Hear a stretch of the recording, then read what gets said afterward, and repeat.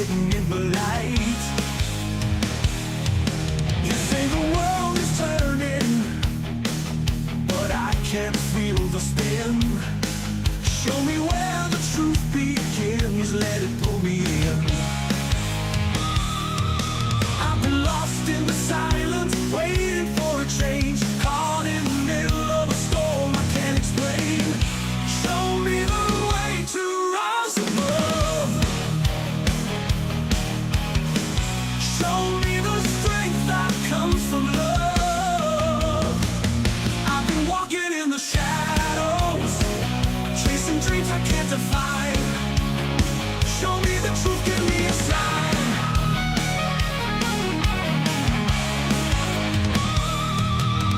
Every question that I ask echoes back to me. In a world that's moving fast, can we still be free? You said there's more than meets the eye, more than we can see. But the deeper that I dive, the harder it can be. I've been lost in the silence, waiting for a change, caught in the middle of a storm I can't explain. Show me the way to rise above. Show me the strength that comes from love. I've been walking in the shadows, chasing great guy. dreams I Yeah, man. can't define. Show me the truth, give me a sign. This, my friends, Give me a sign. is a man that I would have loved to have interviewed. But I tell you what, with technology today, not only do I have the pleasure of sitting next to him, but so do you. Yeah, man. Born on December 28th, 1940, Mr. Jordan Maxwell. The world lost a great man on March 23rd of 2022. But I'll tell you what, man. You're about to hear a discussion and a lecture with Jordan and Mr. Ryan. We're going to be exclusive to be sitting in on this interview, by the way. So, Brainy X, let me tell you, no doubt in my mind, I am glad that you guys are with me on this Friday night. I am feeling a little bit better. Got my coffee. Got my shirt that says, think while it's still legal. Yet. You guys don't go anywhere, Bernie X. Share this podcast, share this broadcast, and I will catch you guys on the other side. And we're going to sit tight and watch and listen to Mr. Jordan Maxwell. Don't go anywhere, brains.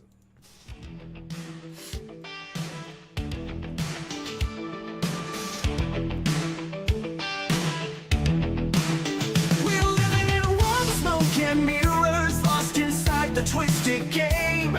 But deep within we feel the shivers of a truth they cannot tame. Neon lights and coded lies try to keep us hypnotized, but the field begins to tear, and we're breaking out of their snare. Reality is spinning, the truth is descending. We're tearing through the great disguise, seeing past the grand illusion, breaking free from all their lies. Welcome to the Matrix. Matrix of minds, we see through the shadows, leave the lies behind. Breaking the there, Miss Barbara. Good evening, Ground Pounder. Mr. Mike Pyle. Morgan Roundtree. In the digital storm, we stand tall, unveiling secrets they can't Facebook hide. felon Dennis the Vitus. As we tear My through buddy. their divide, Hello, sweetheart. whispers in the Mr. night, James try to Roundtree. keep us from the light, but our Door spirits kicker, won't be Mr. Larry. chained. Okay, Through the what's chaos up, bro? we've reclaimed. Reality is Mr. spinning, the Christopher truth is People. descending. We're tearing through the great Yeah. disguise, Yeah. seeing past the grand illusion, Hello, breaking Miss free Katie from all Schultz. their lies. Welcome to the matrix of minds. We see through the shadows, leave the lies behind. Breaking the fabric of reality's hold, with the matrix minds brave and bold. Gonna be an interesting discussion. I am so glad I found this.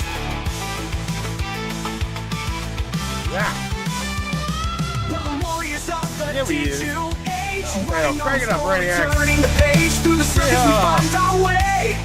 In the matrix we'll seize the day.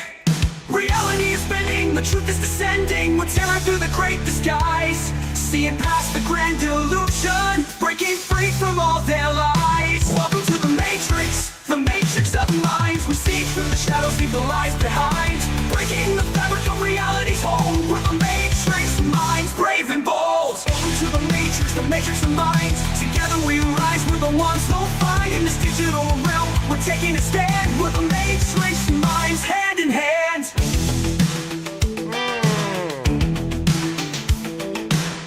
Yeah, I gotta kind of watch how I get this thing going, because I got Jordan over here where I'm at, and I'm gonna be over there, and then I'm gonna be pointing to the Brainiacs over there. I mean, up there.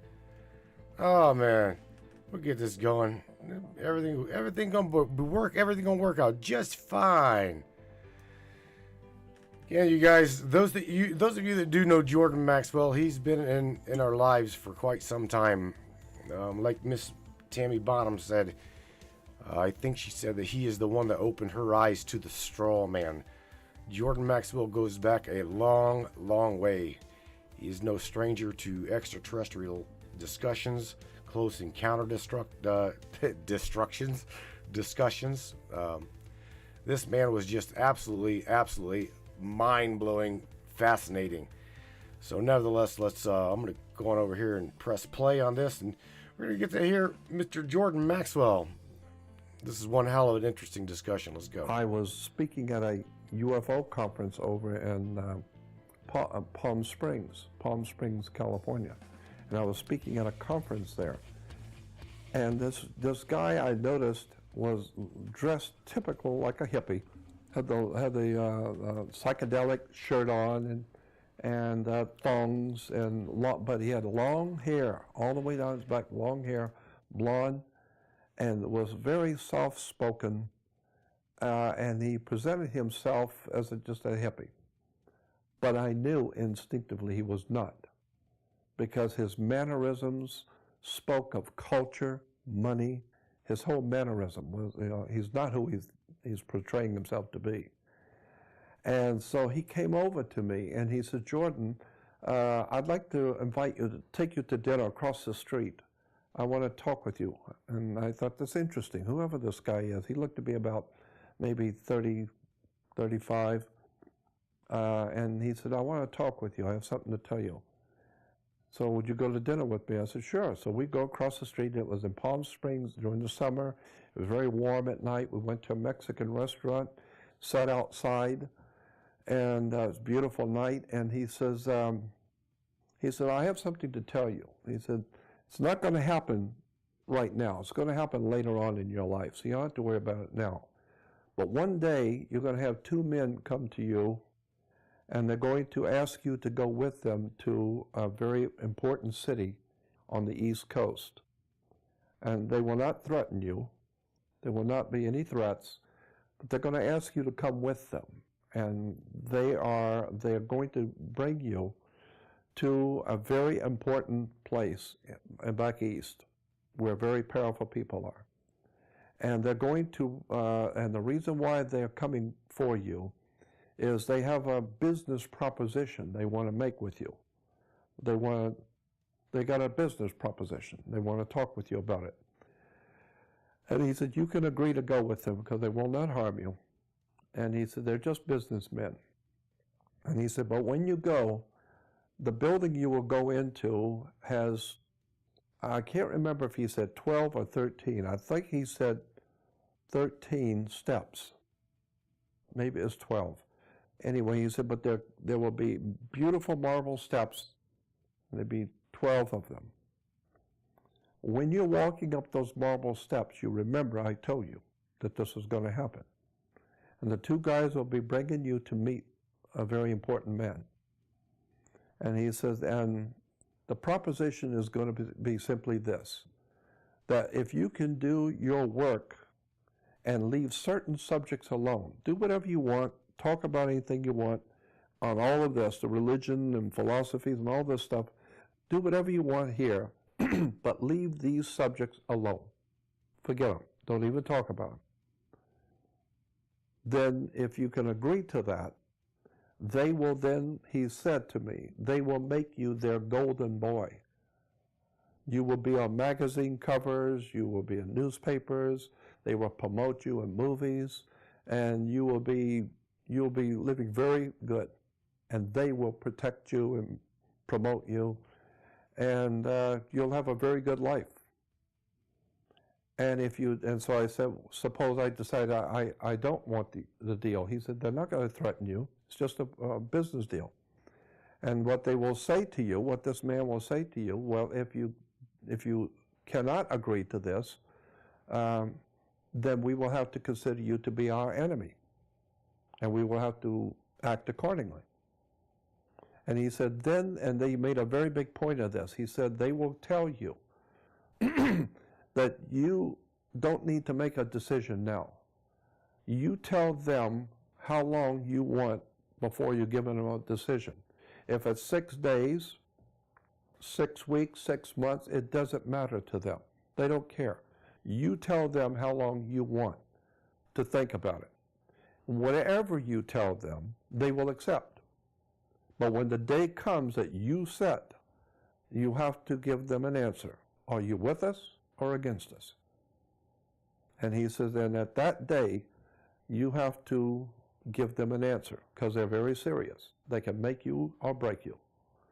And he says, and so so I asked him, I said, why are you telling me this? And he said, because it's going to happen. It will happen. Not for a long time, but one day it will happen. So I think it is better that you start thinking about this, because it's going to be serious. You're going to be facing some very powerful people. And they're not playing games. So you better start thinking about it. So I said to him, I said, well, what should my answer be? He said, oh, no, I can't do that. That's up to you. That's your call. And he said, all I will tell you is this, that whatever your decision you will make will affect you when you die. That I will tell you. If you make the wrong decision, when you die, you're going to pay for it on the other side. They're going to be waiting for you. So the implication was, I got from it, if you want to live good now, go with the flow. But when you die, you've got spiritual price you have to pay, because you sold out, kind of thing. He didn't say that, but that's what I gathered. That whoever your spiritual companions are in the universe sent you here not to sell out. And so he says, so just think about it. It'll come one day. That's it. And so he used to show up every now and then. He would show up at lectures of mine. I would see him. He called himself Cosmos. And I said, what is your real name? He says, not important. Just call me Cosmos. He was always very, very kind, very courteous, very generous with me. And he would pop up all the time. Anytime I was speaking in San Francisco, he'd pop up. And one day, quite a few years ago, I was in San Francisco giving a lecture, and a lady was buying a tape or a book from me at my table, and the book fell on the floor. And I couldn't go around the table to pick it up for her, but Cosmos was standing next to her.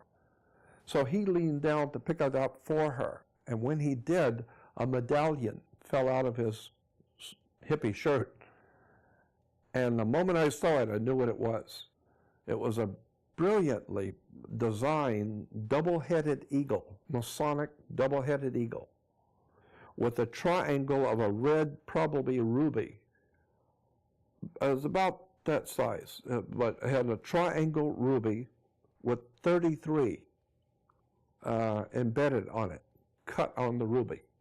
And it was sitting on top of the double-headed eagle of Freemasonry. And when I saw that, for the first time I reached out and grabbed it, because it was along a long chain. And I said, 33rd degree Mason? And he said, no, Council of 33. meaning he's not just a 33rd degree Mason, he's on the Council of 33.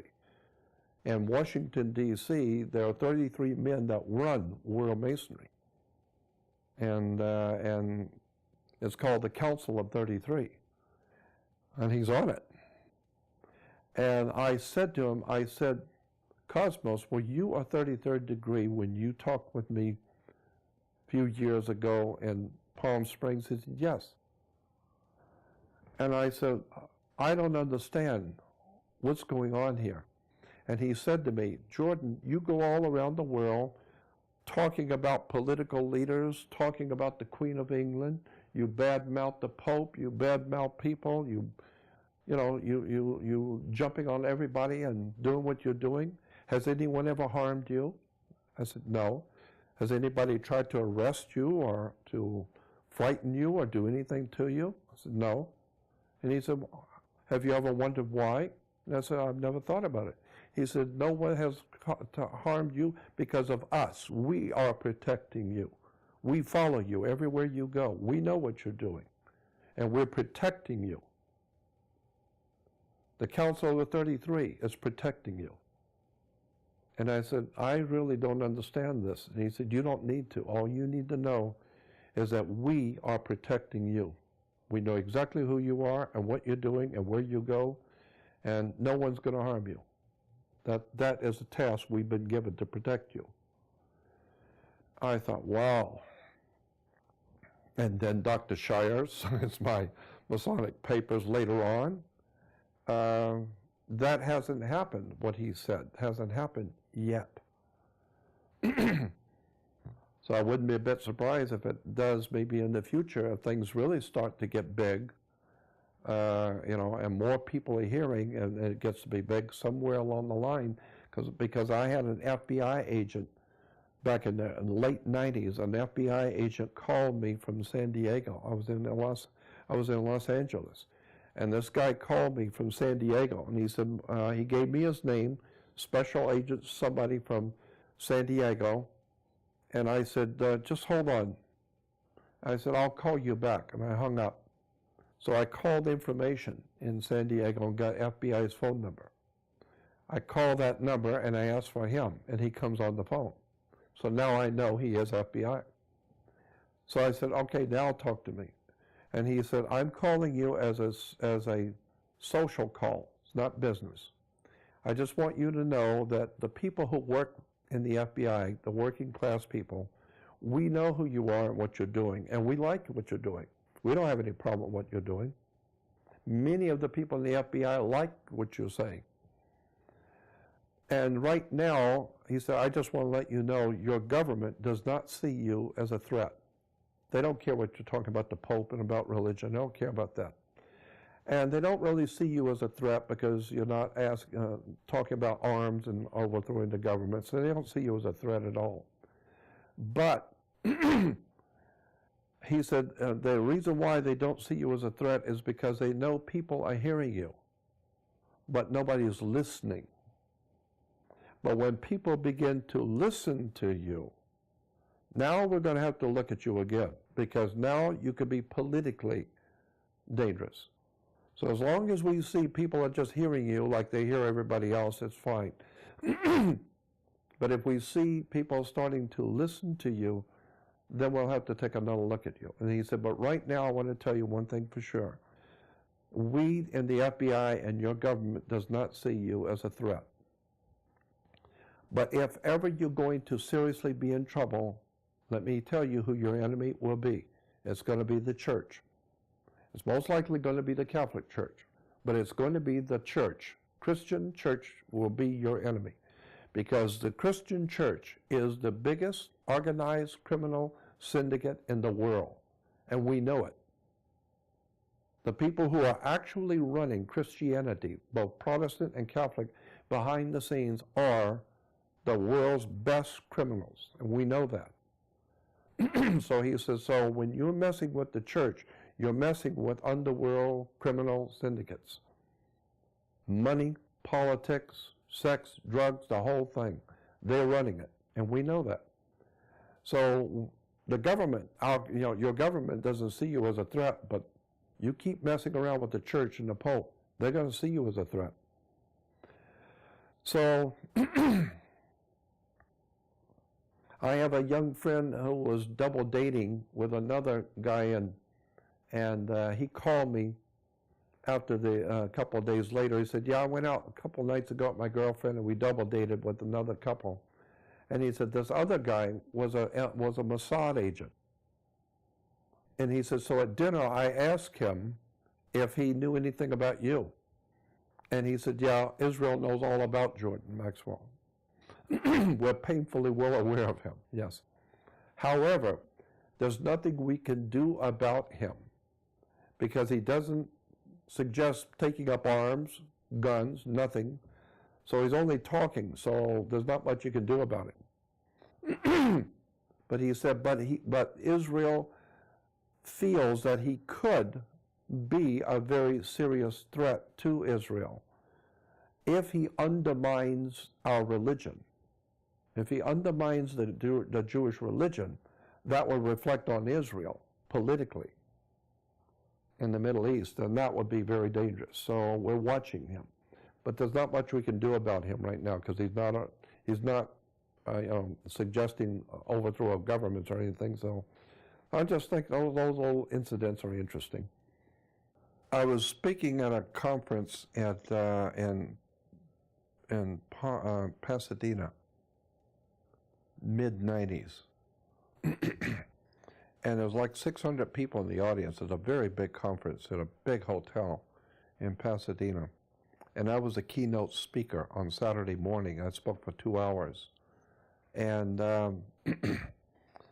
about a week before the conference, Norio Hayakawa, who Bill probably knows, Norio Hayakawa, and Gary Schultz were putting it on. And the name of it was called Need to Know Seminar. And Norio and Hayakawa and Gary Schultz put on the best shows. I mean, it was sensational. It was really a really interesting event. They had great speakers, and it was a great event. But Norio and Gary called me about a week before the event and said, we're going to go over to the hotel just to look around. You want to go with us? I said, yeah, sure. So we go over to the hotel, and so Norio says to me, he says, well, what kind of a presentation are you going to do, and what do you need? Do you need a chalkboard or a slide projector or what? And I said, no, I'm not going to do any of that. I said, just give me a table. I want a long table so I can lay all the paperwork out, and I want to be like a teacher, just the chair at the table on the stage, and I just want to talk to the audience.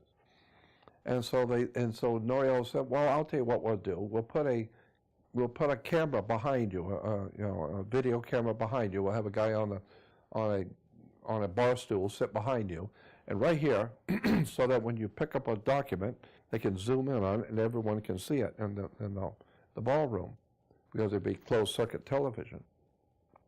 So it worked out good. I did 2 hours that morning, had a great time, and it worked perfect.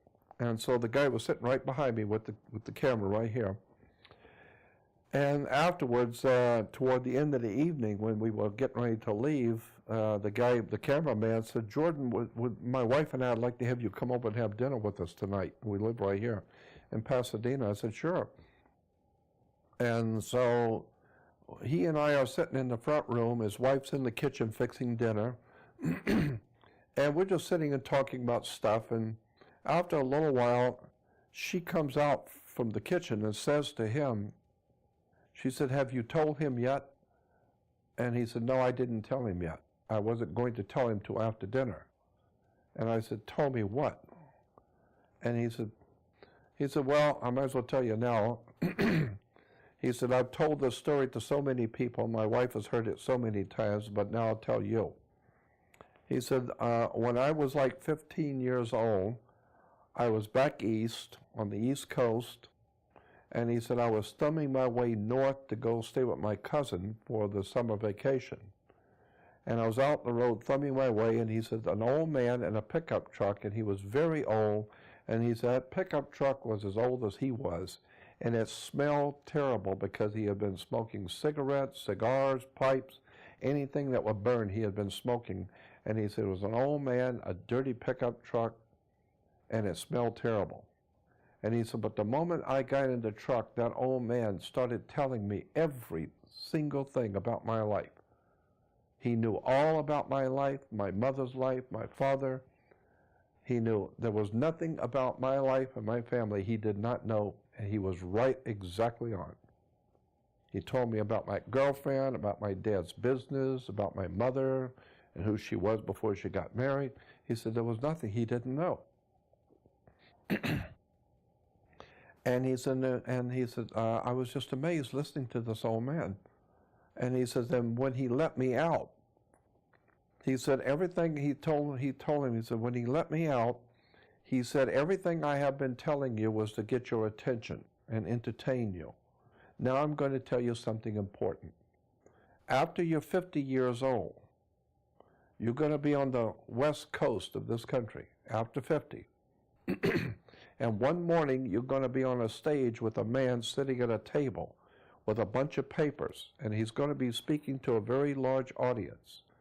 And you're going to be sitting behind him with a camera, but that camera doesn't exist now, but it will then. And you're going to have a special kind of camera. And that camera will allow him you will have the camera right on his shoulder. And when he picks the paper up, that camera will allow people in the audience to see what he's talking about. But that kind of camera doesn't exist now, but it will then. And when you find yourself on the stage with that man sitting at the table talking to the audience, you tell him, I put him there. He's not there by chance. I put him there. So that he doesn't think it was his idea. You tell him that I told you that you would be behind him with the camera, and he's going to be sitting at a table with papers, and that I put him there, so that he will know nothing he does is by chance. I put him there. He does what I tell him to do. And he said, so I've told everybody, I've heard this story for years, people I've told, and he said, but it wasn't until this morning when I'm sitting there on the damn stage with you and the camera, and he said, and I was so busy getting things set up, I wasn't thinking about it until you started talking, and it hit me. And he said, I looked in the audience at my wife, and she nodded her head, yep, this is him. And she said, and he said, I was shocked. I just turned 50 years old. I'm sitting on the stage with a camera behind you. And he said, you would be sitting at a table with the papers on a table, talking to the audience. And he said, so I have to tell you that I was told, 35 years ago, or whatever it was, that I would be sitting with you this morning and that you would be sitting at that table doing what you're doing. And he told me to tell you that that wasn't your idea. So you can think that was your idea, but he told me a long time ago what you were going to be doing this morning. So I thought, wow, man. So I was visibly shaken, emotionally shaken, and tears came to my eyes. I got up and left. I walked out. He was upstairs. I remember walking down at night, and I took a long walk, and he came out to walk with me. And there were tears in my eyes because I was scared. That was frightening to me. And I said, I don't understand. He said, I don't either. I'm just telling you what the old man said. I don't know how to explain it either. But he told me that you're going to be doing what you were doing, and I would be sitting behind you with a camera. And when that happened, he told me to tell you that wasn't your idea. He put you there this morning. So I thought, well, what a trip. And clearly, that old man wasn't just an old man. Clearly. And it fits exactly with the story of the girl's father when you were 19. Exactly. He clearly wasn't just the girl's father. He was something completely different. Totally. You and I are just guessing here, but maybe they were just taking that form for the purposes of leaving a message. And in both cases, that message seemed to be something that indicated that they knew exactly what you would be doing at a particular time or phase in your life in years to come, which was all part of some orchestrated plan. And it would seem to be a benevolent orchestrated plan. Would you agree with that? Yes, yeah, because I don't feel fearful and I don't feel frightened, but my gut feeling is, and I totally feel this for sure, that there is a very powerful, unseen force of good, of protection, that has the oversight and the ultimate power. And it's watching all of this chaos, etc., going on the earth, but it is above it. And it can call the shots and at any moment step in and intervene in mankind's affairs. So it's as if like a father watching the kids play while the kids are doing things wrong, and this kid's doing something wrong too, and they're all doing bad things, but he's watching. And when he decides to step in, he'll step in, and everybody's going to know it. But right now he's letting you go and play your games, do whatever you're doing, but I'm watching you. I know what you're doing. Actually, and so I get to see. My interpretation will be a little different. And I just inject this here just as an interesting suggestion, is that it's more like a referee or an umpire in a ball game who's keeping things fair so that the key participants have got a good chance in the game without being overwhelmed in such a way that I like your, yeah, I like that. Yeah, I like that. I think you're right. That kind of sounds right. Making sure that the thing is balanced. Because I don't believe that the outcome is certain or fixed at all. But I like to think, as you know, we've talked about this privately, that you and I and tens of thousands of others are here, and we wouldn't have showed up here this lifetime if this game was fixed and the whole thing was going to be predetermined to some sorry ending. I don't believe that at all. I think that we are in with a chance in this game, and I think that's why we are here, because it is fun. And every now and then what intervention there is something that keeps that game balanced in such a way that we get a chance to exercise our own responsibility for a good outcome if we're smart enough. And that's my personal take on that. And what's your response to that? You and I have discussed this back and forth, but I totally agree with you. Yeah, I think you're right, that there's some higher force. Well, I know there's a higher force. I know that there's a higher matrix of power. That I know. And I know it's protecting me and others. And I know it has its own agenda. These things I already know for sure. Tell the story. It's a long story, but it's an absolutely wonderful, staggering story about the experience that you had with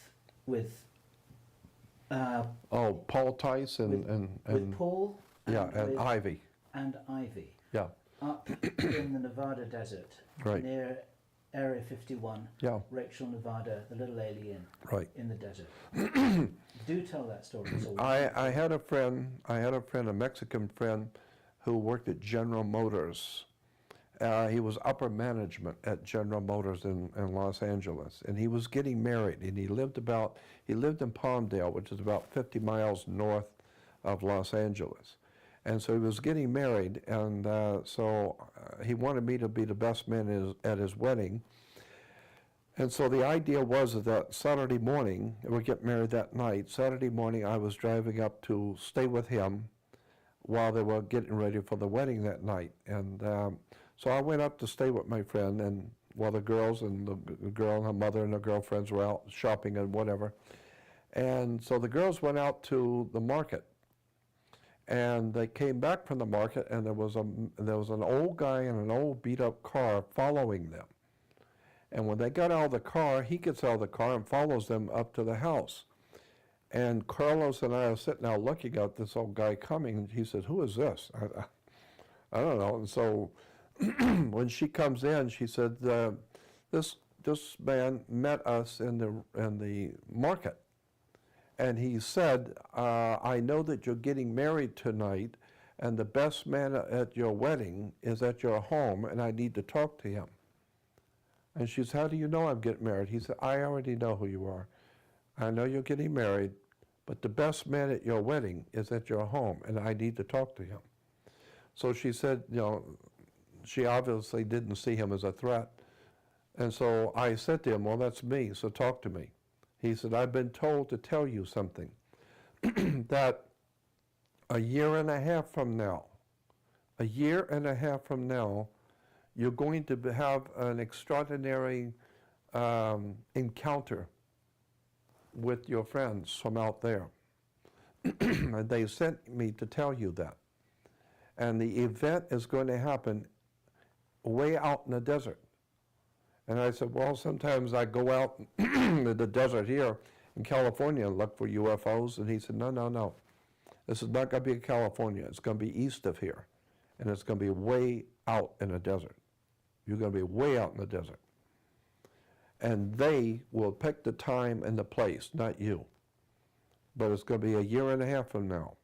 And they're telling me to tell you that you're going to be driving the car and that you will have a woman in the front seat and a man in the back seat.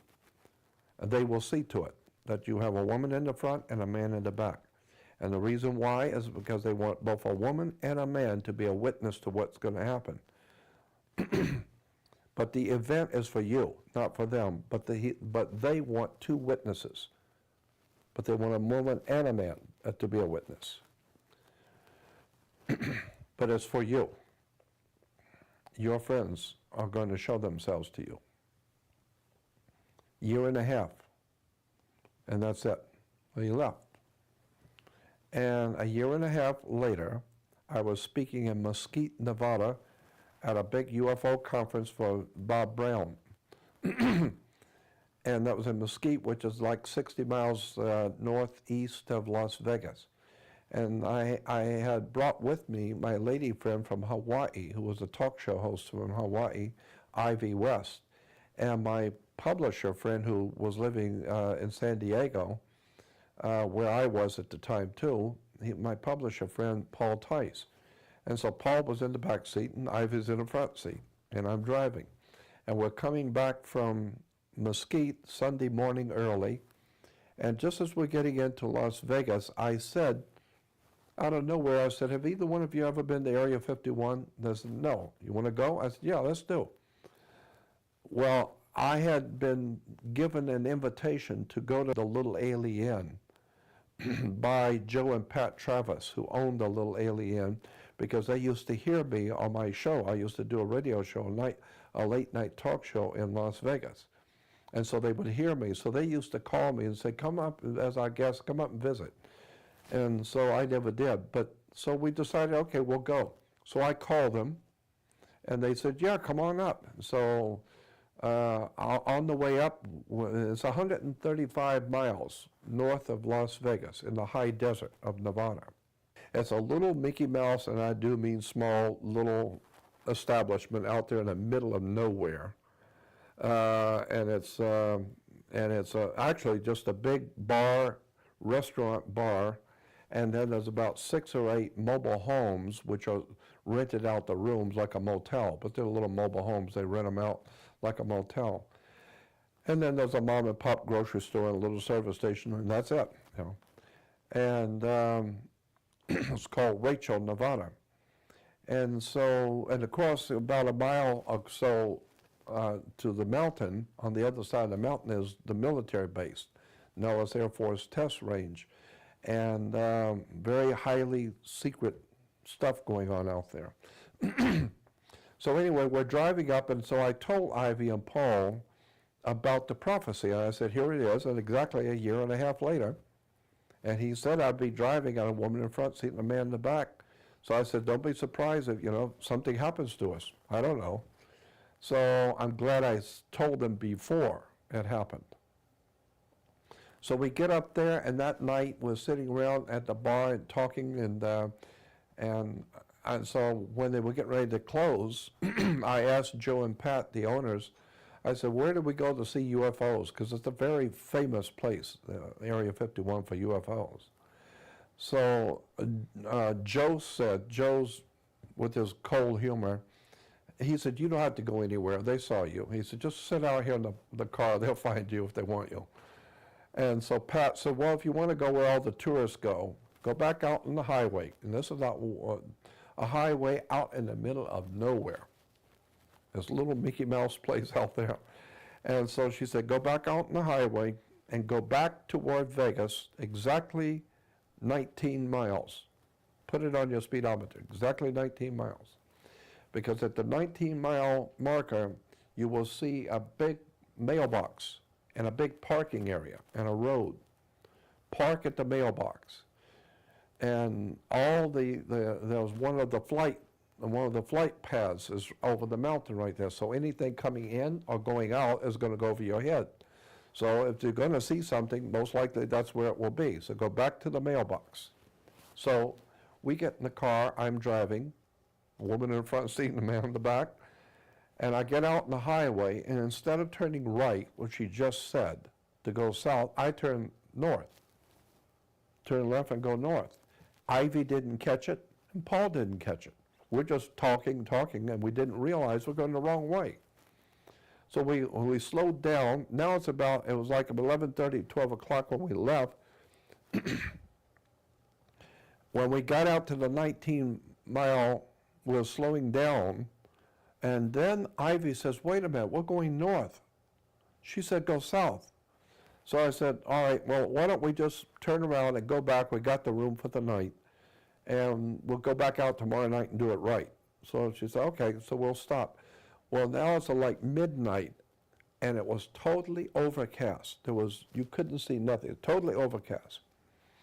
And it was like midnight, and it's 20 miles north of Little Alien, which is 135 miles to start with. Now it's 155 miles out in the middle of nowhere. And so I pulled the car to a stop, and where I stopped, there was a wide dirt road going off into the desert, and it was a well-kept dirt road. And Ivy said, let's go out in the desert. Let's drive out there. And I said, Ivy, you're in the desert. You're not going to see anything out there that you wouldn't see here. And tonight, you're not going to see nothing anyway, because it's totally overcast. I don't want to go out in the desert. And Ivy insisted, and Paul, jumped in and said, let's go out in the desert a little bit. And I said, why? Go out in the desert.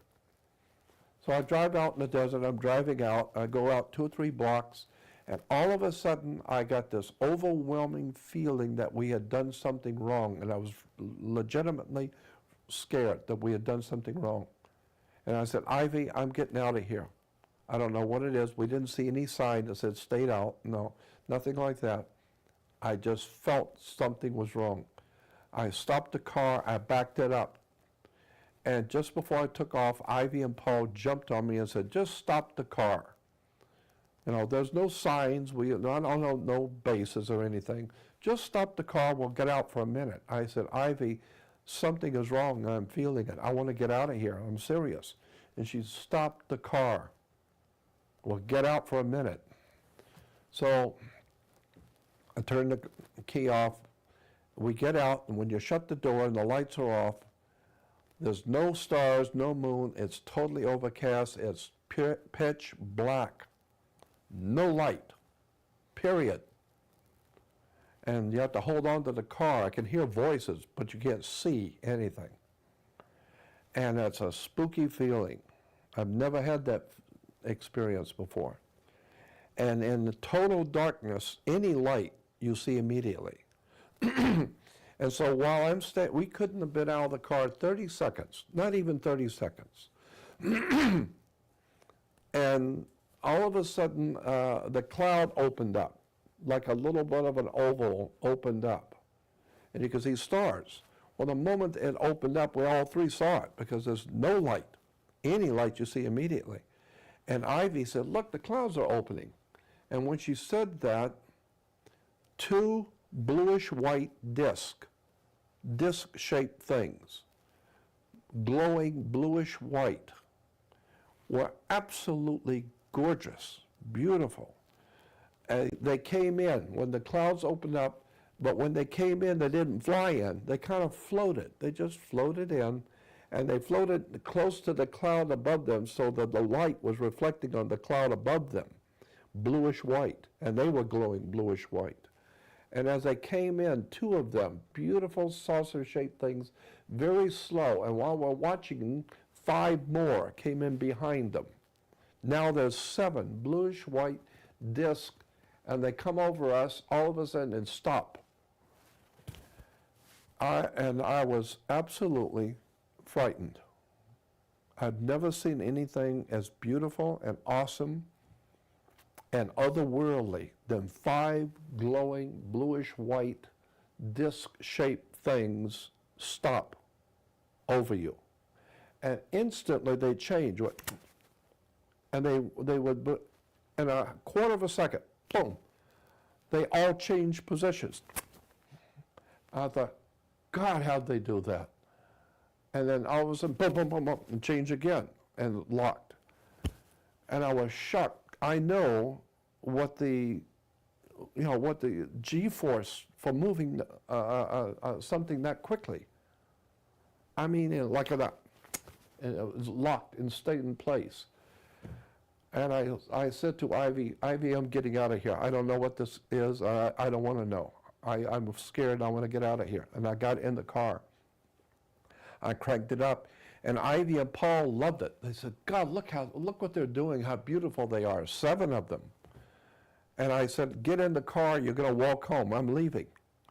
And they got in the car because they knew I was serious. They rolled the window down and looked out as I flipped on the lights and took off. And when I flipped on the lights and took off, Ivy and Paul went totally berserk. Now they're both frightened, and Ivy and Paul are screaming and crying and yelling. Now she's really frightened. Now she's scared. Me, I was already scared. But now I got a woman in the front seat who's going ballistic on me, and I'm already frightened. And I'm screaming at her to shut up. And I'm driving fast. I'm speeding toward the highway, and all I could think of was I don't want to overshoot the highway, and go out on the other side and crash the car. But she's yelling and screaming, and so was Paul. And I stopped the car quickly, and it was very quick, maybe 2 seconds. I just stopped the car and opened up to see what they were screaming about, and those things were right down on us, big. Still bluish white, but very big, moving all around. I was frightened to death, and I got shot to the highway. And as soon as I could see the highway coming up, I knew I was going too fast, so I hit the brake and skidded all the way up to the highway. And as I came out the highway, the car skidded sideways. And the moment we hit the highway, all 3 of us felt totally safe again. All 3 of us felt it. We're all right now, on the highway. And the saucers had gone, all 7 of them had gone back out into the desert. And I can't remember exactly how they disappeared, but I'm trying to remember, they went back out in the desert because I was so frightened, and I was, with them, and the car lights were on, and we got out of the car, we stood there talking to each other, and they had gone back out into the desert and they're gone. That's it. And my heart was pounding, and I was absolutely frightened. And there was tears in my eyes, and I was legitimately frightened. I've never seen, they not only were able to do things which I would say is unworldly. It's not possible to be done. Humans don't have that kind of technology that I saw, that we saw. And that scared me, because first of all, if it is human technology, then we're about 1,000 years ahead more than you think we are, if we could do this. And if it isn't us, then that means it's somebody else, and that's even scarier. Either way, we're in trouble. And so we stood out on the highway that night, and the emotions were absolutely incredible. She was crying, she was laughing, Paul, we were frightened, it was beautiful, it was awesome, it was scary, it was horrible, it was wonderful, it was just everything.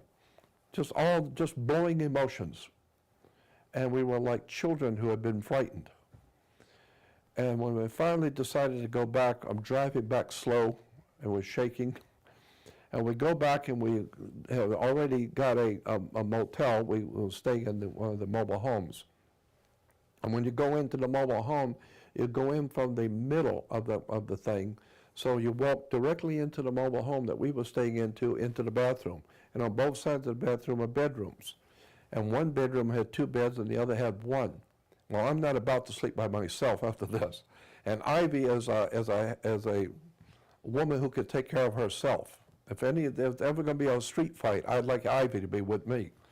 And so I said, Ivy, why don't you and I take this room and Paul can have the other rooms? Paul said, okay. So Paul's by himself and I've got Ivy in my room. And so that night, for about a half hour, 40 minutes, we laid in bed talking. I could hear him in the next room. And we're talking about, what did we see tonight? What the hell was that all about?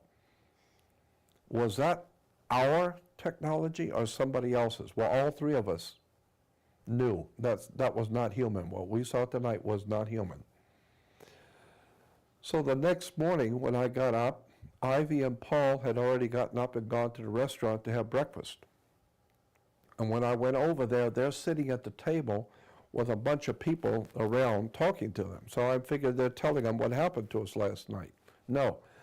Ivy and Paul were talking about the alien that came in the motel last night. An alien came in the motel.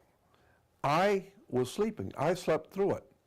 And it happened to Paul. It was in his room. It came to him, not me, and not to Ivy and me. It came in Paul's room. And there's a video out there that Anthony held a video. Anthony was up at Area 51 one time later on, a few years later, and Paul and I happened to be up there also, and we were telling Anthony about it, so he wanted to videotape the interview. And it's called Alien 51. It's a video put out by Anthony Hilda called Alien 51.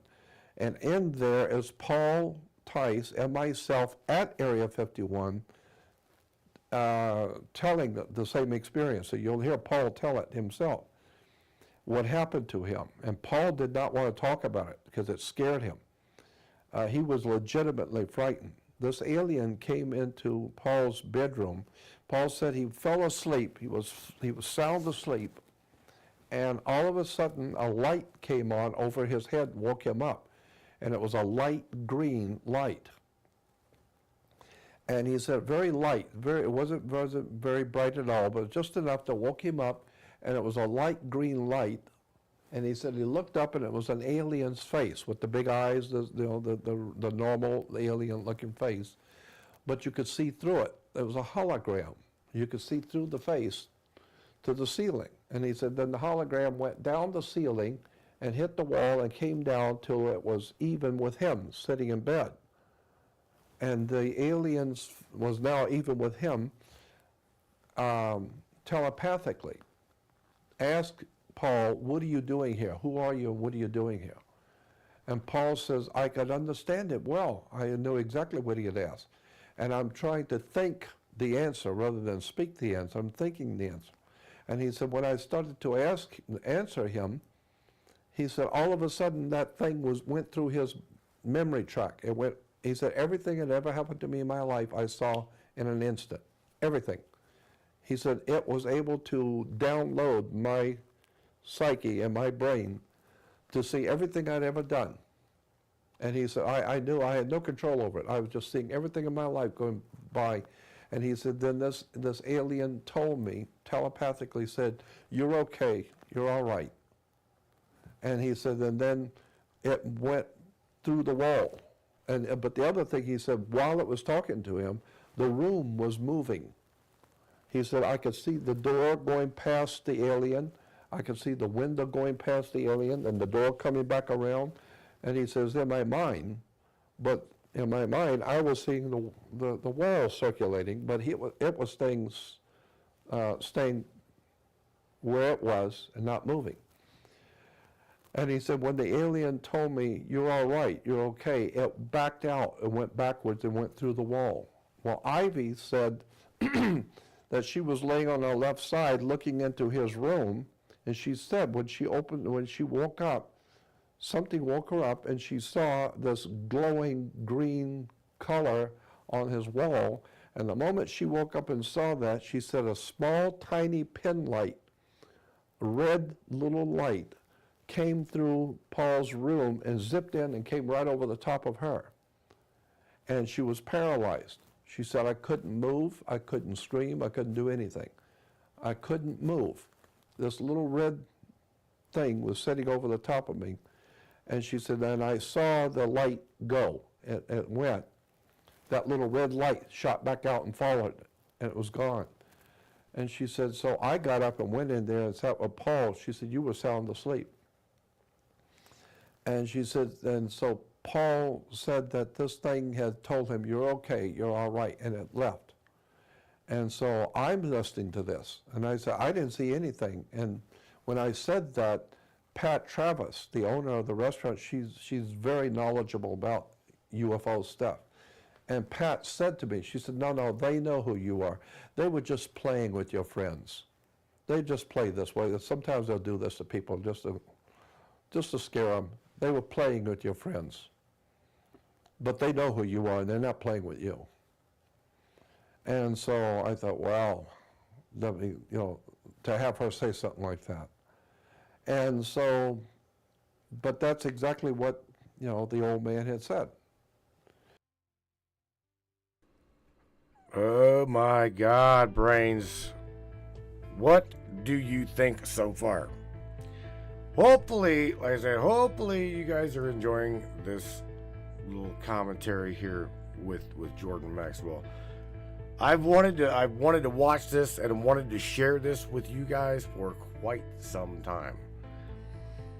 And I figured, well, since I'm getting over being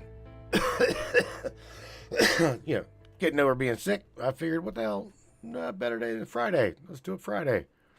I also got something coming up next week. Next week, I do believe I'm working on some screens right now that, for those of you that are not familiar with the Law of One, I'm working on putting together some screens and another commentary with the Law of One material. We're going to go through quite a bit of it. I'd say a healthy part of it right here. And we're gonna go through it. We'll be able to comment on it and all these other things. But it is definitely quite a lengthy listen. So you guys just be prepared for that. That's coming next. I'm going to plan on doing that next week. Again, hopefully by next week I'm completely, all better and shit. Even still sitting here from time to time, I still feel like I'm maybe on, I don't know, a little bit of a fever. Hell, I don't know. I don't even know. These headphones make my ears sweat. It is what it is. I don't believe I'm going to die, Bernie X. I don't believe I'm going to die. Yeah. This stuff's a little bit, it'll go away.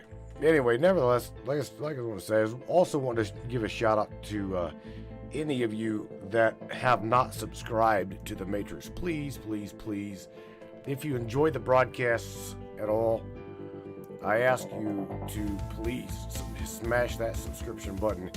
It is at the top of the page on the right hand side. I'm fighting Facebook right now to re-enable the monetization, because if not, until then, I am absolutely crippled. This broadcast is absolutely 100% supported by you guys as well as myself, and I'm doing every damn thing I possibly can to get it and keep it going. We don't forget, we've also got two other great broadcasters here on the network. Actually, three. We've got Michelle Espinosa, who I indeed refer to as the shaman. She is our mental, spiritual guru. Got Miss Kristen Harding with Just a Moment. And Miss Erica Simmons. Miss Erica, she smashes the damn live button. Whenever she feels like smashing it, her and Terry go live at the drop of a hat. Who knows? But nevertheless, we got those three broadcasts going on right here. We're always looking for more, as long as it's good quality information. I also want to tell you based upon politics. Now, you guys already know I can't stand politics. Now, I can't stand it. I don't like politics. However, do think that we're going to kick up soon, real soon, the dumpster fire. Because as we know, everything that goes on over there in the district of vegetable land is just a conglomerate shit show. You know it, I know it, we all know it. Speaking of, shout out to our military men and women who are on the other side of the broadcast. Shout out to you guys for doing what you do. I know right now it takes a special kind of person to do what you do. On top of that, while I'm at it, I want to give a special thanks to everybody that has came to the aid of everybody down in North Carolina. That is what we are all about. We are American men and women standing tall, proud of one another.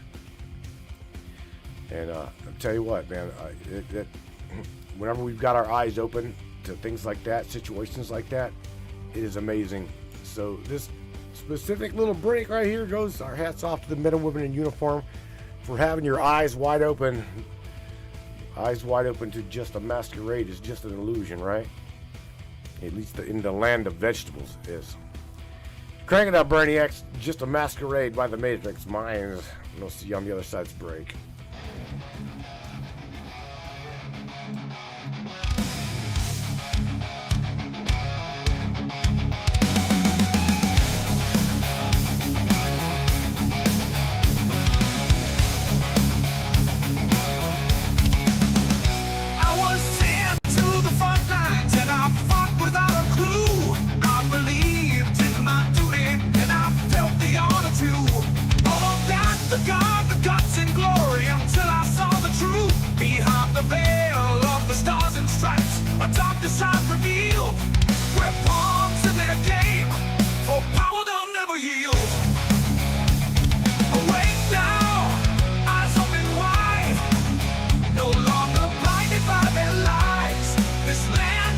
Probably only going to hear me say this once,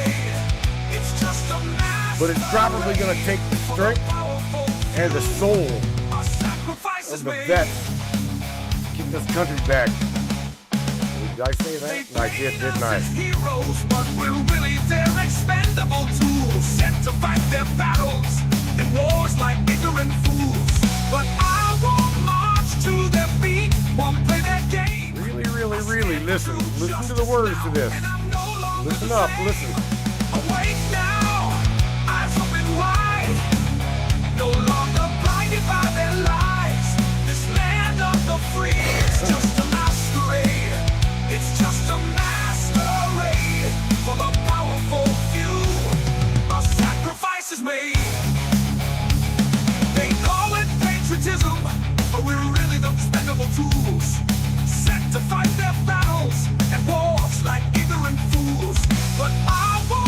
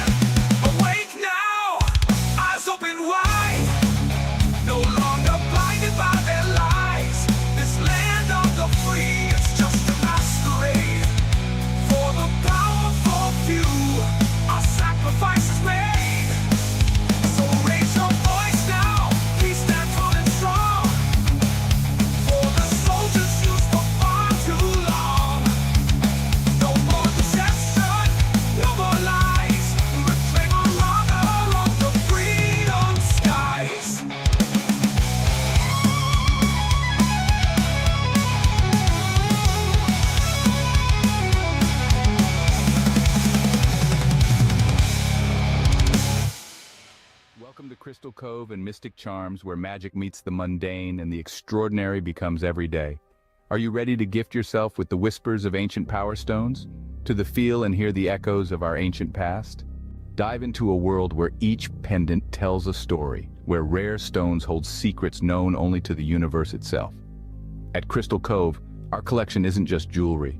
It's a gateway to a realm of mysticism and wonder. Let the shimmering opal guide you through twilight dreams, or embrace the fiery energy of the sun with our exquisite amber pendants. Each piece, handcrafted by the hands of a true mystic who understand the language of the earth and the fire of one's heart. At Crystal Cove and Mystic Charms, we believe that every soul deserves to sparkle. Whether you seek solace in the calming embrace of amethyst or wish to dance with the vibrant hues of turquoise, our collection holds the key to unlocking your inner magic if you allow it to be so. Visit us today and discover the pendant that speaks to your soul. Crystal Cove and Mystic Charms, where the beauty of our amazing earthy realm meets the magic of the cosmos.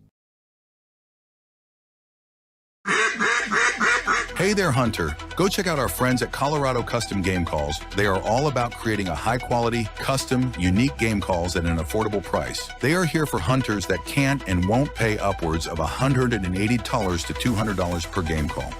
They pride themselves on giving their customers the opportunity to not only purchase an affordable and high-quality call, but to customize their game call to their liking. So listen up and go check them out. That's www.coloradocustomgamecalls.com. They got calls for all type of game, and all the game calls can be custom made to your own likeness. That's www.coloradocustomgamecalls.com. Tell them Matthew sent you from the Matrix Minds.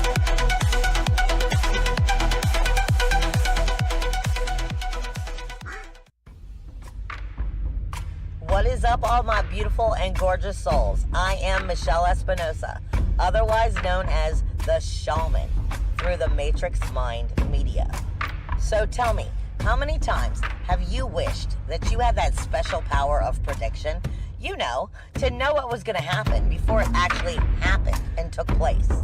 To have some power and control over that situation before things came flying at you out of left field. The thing is, you actually can have that power. You can be aware of what's coming. Tune in to Astrology TV with me for Breaking the Cage every Sunday evening at 10 p.m. Eastern on the Matrix Mind Media. And I will go through the astrology and help put you on the right course and get you back in control of your own life. Love you guys. This CBD fluid is a whole flower fluid extracted from the cannabis flower.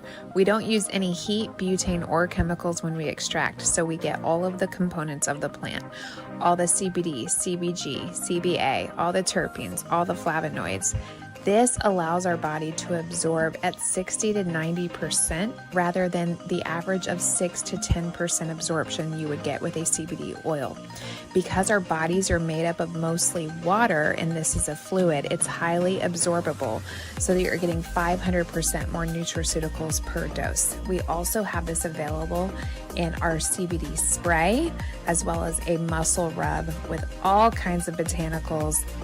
You're going to absolutely love it. Check it out, Brainiacs. MatrixMinds.live/CBD. The CBD I use. Feel free again. Feel alive again.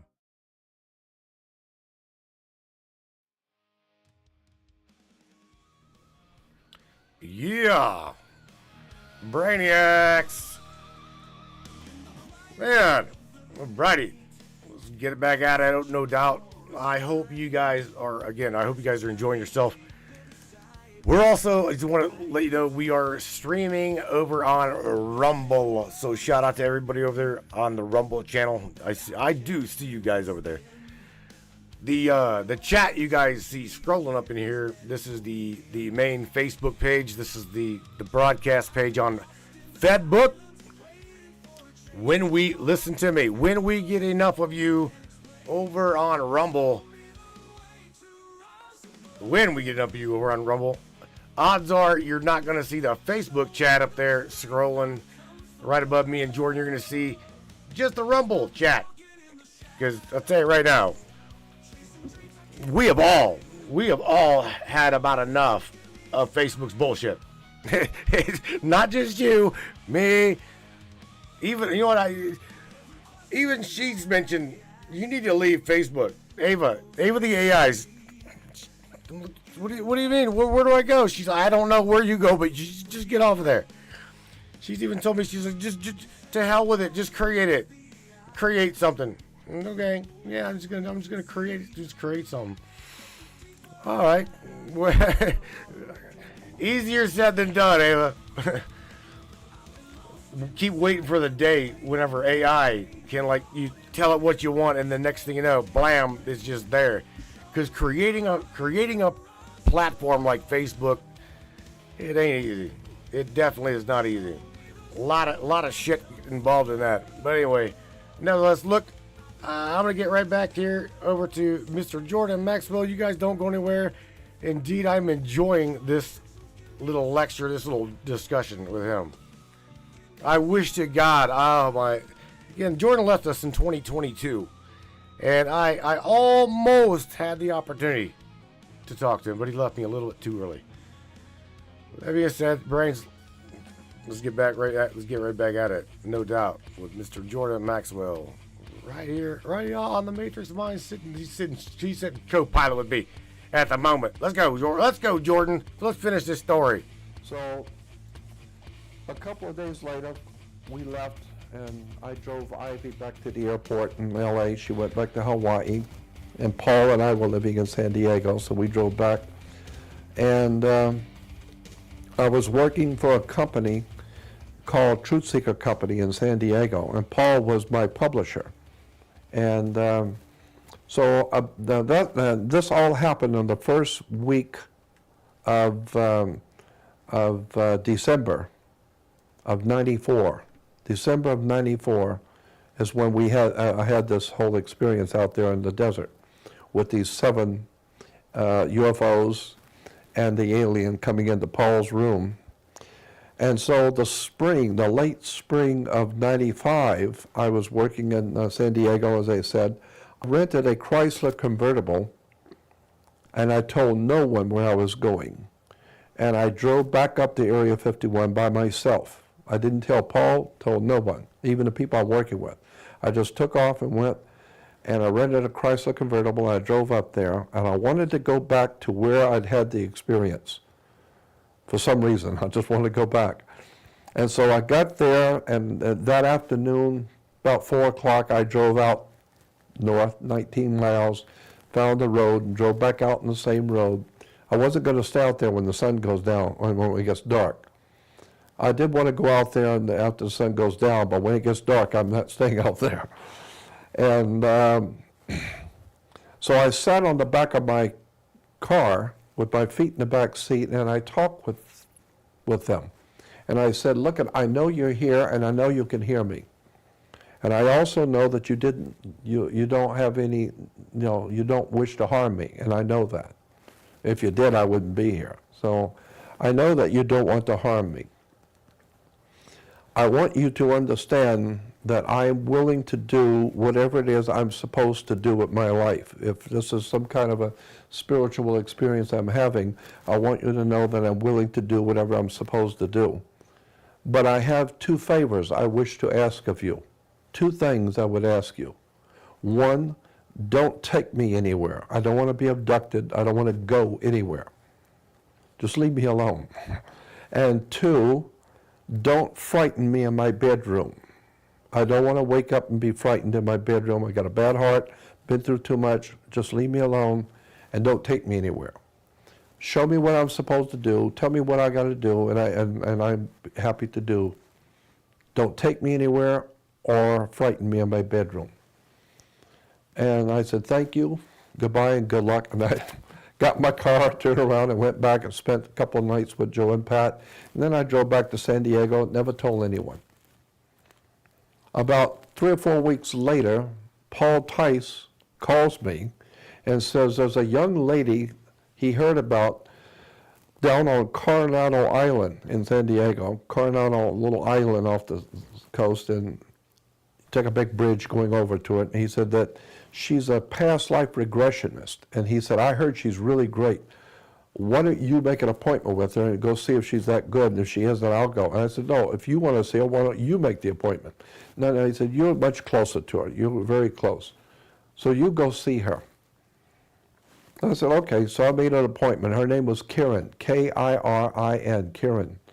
Kirin was a beautiful young girl, but mystical about her.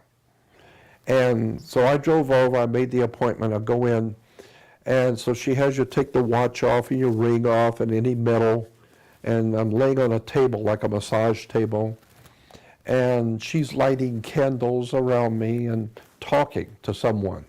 I thought maybe she's talking to somebody in the kitchen or something. She's talking and lighting candles, and I'm just laying there, and after a few minutes of her talking, and it finally occurred to me, there's nobody in the house but her and I.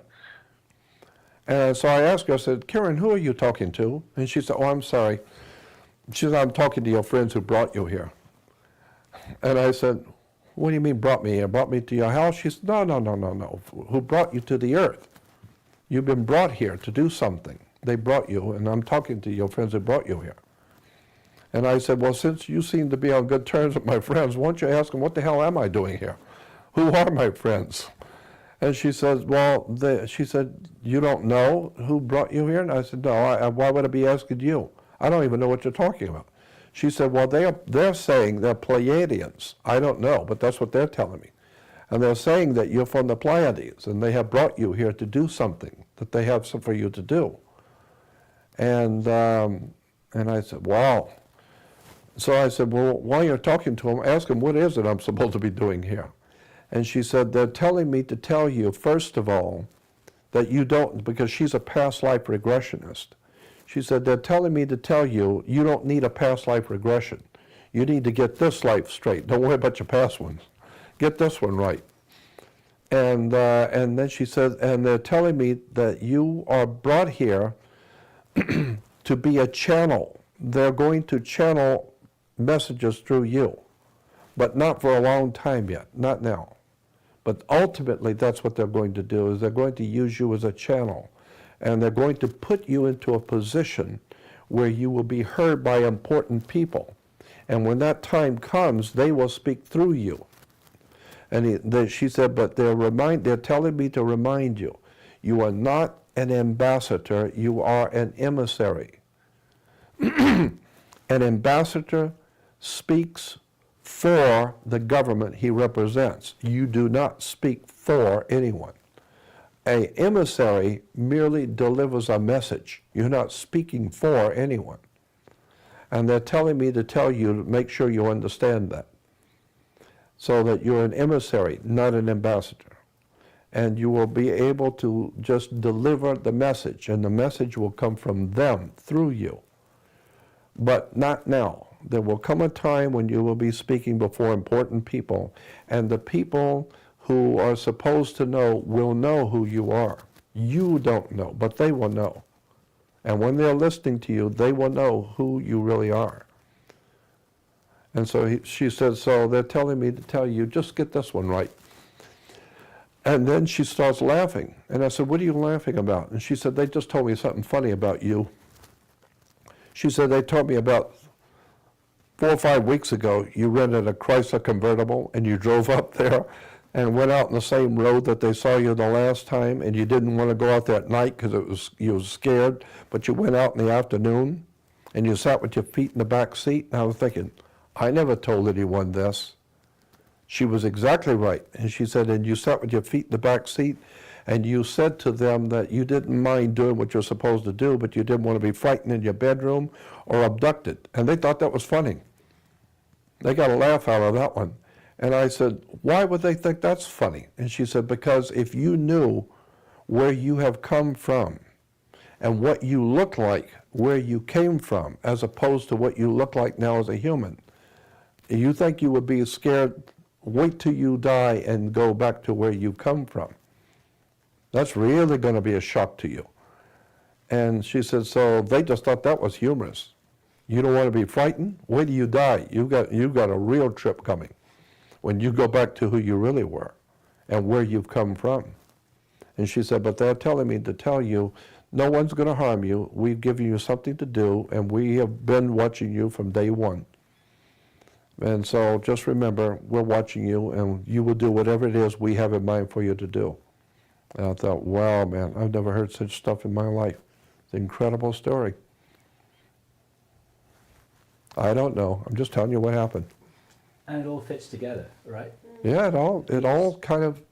These accounts all fit together in a way that suggests, I mean, you've got a number of data points here, then, and you put it all together, and it says that you're sent here, that you're widely respected by everyone, up there and down here, that you've got a job to do, that you're being watched, that you're being protected. You don't know what the heck's going on all this time. I have no idea. Which actually, I think is really funny myself. And here you are at the ripe old age of nearly 70, and you're still trying to figure it out, and you don't even know whether you've done yet what you've come here to do. That's exactly right. And the reason why is because I'm not even sure what it is I'm supposed to do to start with. So how would I know if I've done it? I've always known that I have always had this other world connection. Even as a child, I went out of body. I had spirit entities coming into my bedroom when I was 6 and 7 years old. I saw things and I went out of my body. That's another experience when I was 8 years old. I went out to a terrible accident, and I was there and saw the accident happen. I came back into my body and told my parents what had happened. The next morning in the newspaper, exactly what I said happened, exactly as I said, because I was there and I saw it. And I was there at the accident and saw all the details of what happened. And the next morning in the newspaper, exactly what I said happened was in the newspaper. And so I've had aliens at my window at night in Florida. When I wake up at night, I'd see this little creature at my window. Because I was a little kid, I pulled my bed up next to the window. And in Florida, it's very hot at night. And so I pull my bed right up next to the window, have a screen, and because I would like to lay in bed at night, look at the stars, and talk to the spirits. And I would wake up in the middle of the night, and there'd be a little head would move. It would not move so quick I didn't see it, but it would move when I woke up, and I'd see it. And I immediately opened up the screen, and the yard was well lit up from a full moon. My dog was out there, didn't bark at all. And yet I know I saw something move, and I would do it many times. Many times I'd wake up in the middle of the night, and I'd see a little head move quickly. And so, but when I look out, the dog didn't see anything, and there's nothing in the yard. Something was there. So I grew up having otherworld experiences, seeing aliens, having demonic spirits come in my bedroom. Some people watching this will already have heard you tell the story in the September 2009 Project Avalon interview. Is it possible that you could give another abbreviated version of that encounter with your girlfriend's father? Oh, yeah. Because that fits together so perfectly with the stories you've been telling here. It's kind of nice if it's all in the same bundle. Yeah, that's fine. In 1959, I was 19 years old, born in 1940, so 59 I was 19, and I ended up in Los Angeles. I had to go to Los Angeles for some reason. So I ended up there. I have no money. I don't know where I am. I'm in a big city. I don't know what I'm doing here. But, I was a kid on the run, so here I am in L.A. And one morning in North Hollywood, I went in a restaurant in North Hollywood, 1959, and there was the place was full, so there's no room anywhere, except for one seat at the counter. So I took the seat at the counter, and there was a girl sitting next to me. She was probably, I was 19, she was probably like 17 or so, a little younger than I. So we started talking, and come to find out, she only lived a couple blocks from me, and I only lived about 3 blocks in town, and she lived 2 blocks from me. She had walked downtown, and I had walked downtown. So we hung around town for a while, and then we walked home together. And then we started meeting on the Saturdays and Sundays. I'd meet her downtown, and we just hang out together. And then when we walk home, She lived 2 blocks further than me, so I never walked home with her, but she knew where I lived. And one night, it was on a Friday night, it was a very eventful thing that happens. One night, on a Friday night, she knocked on my door about 10 o'clock at night, and she said, "My dad wants to talk to you." And of course, I don't want to talk to anybody's dad. I said, "I don't want to talk to him. I got nothing to say to him."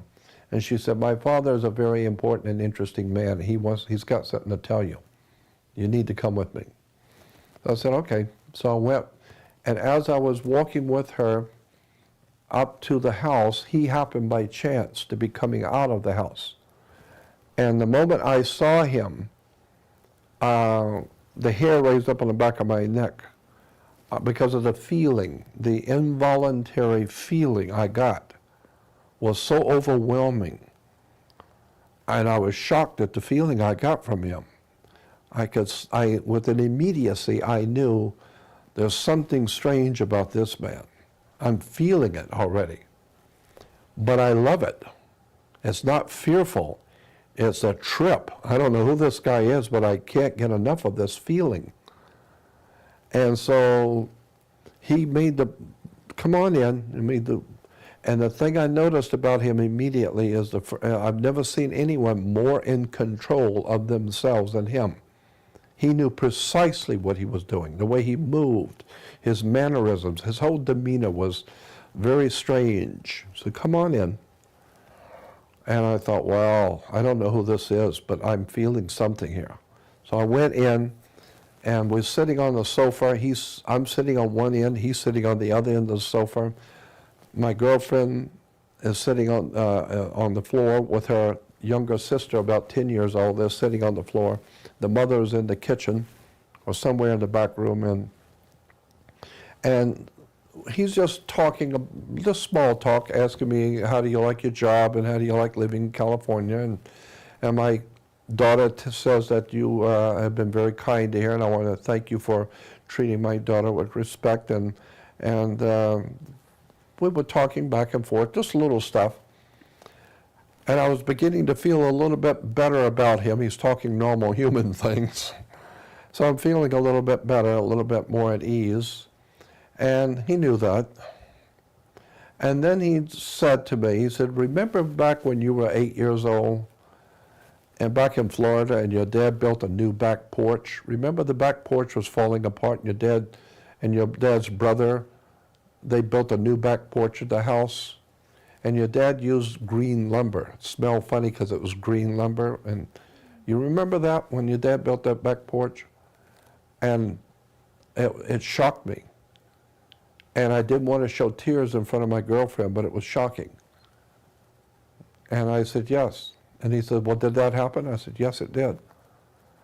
And he says, "And remember one night you were in bed, and you got out of bed and you went out the back porch, remember? And the moon was really bright. And remember how you picked the wood with your finger? You were peeling the wood because it smelled funny at night, the green lumber. And you picked it and were smelling the wood.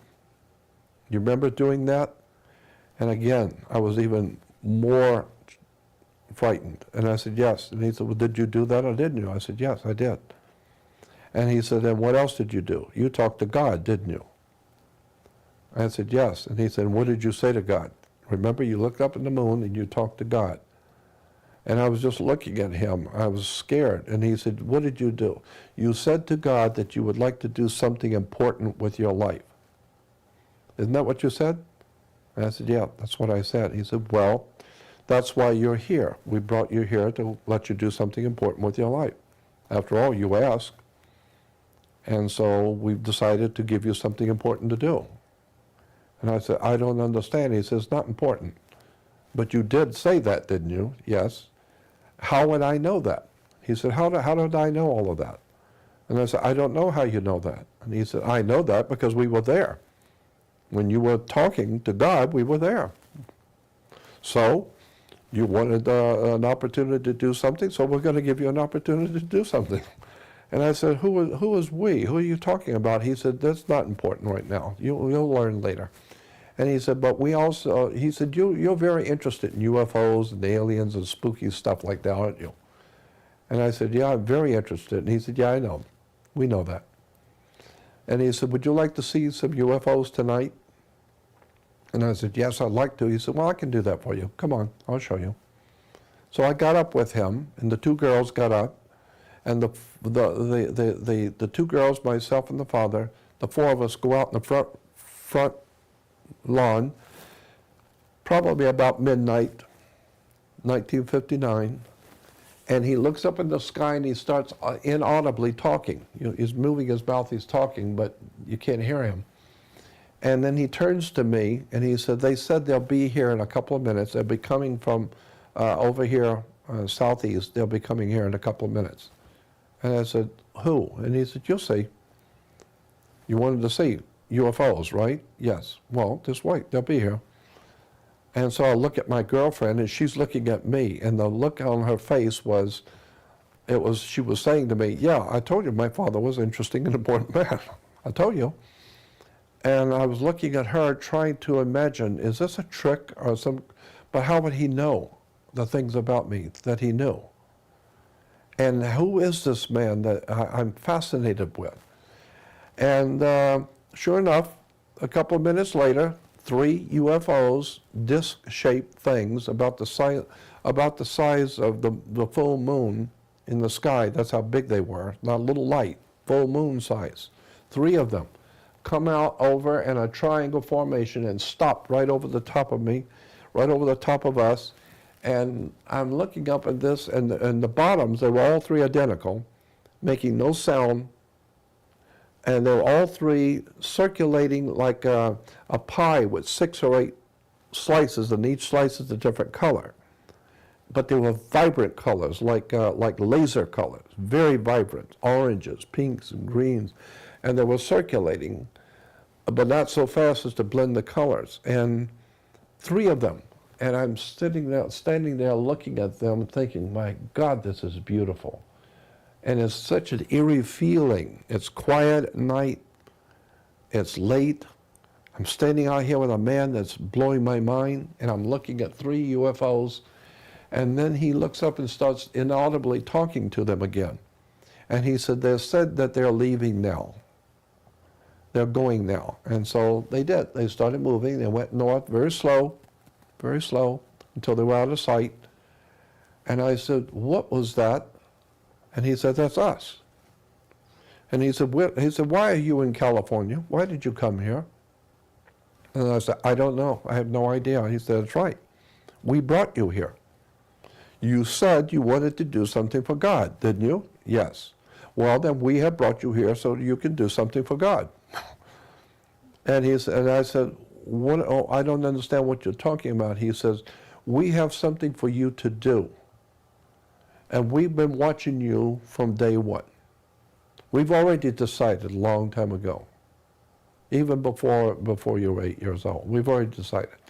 So we brought you here to start you on your journey, to begin your life for you.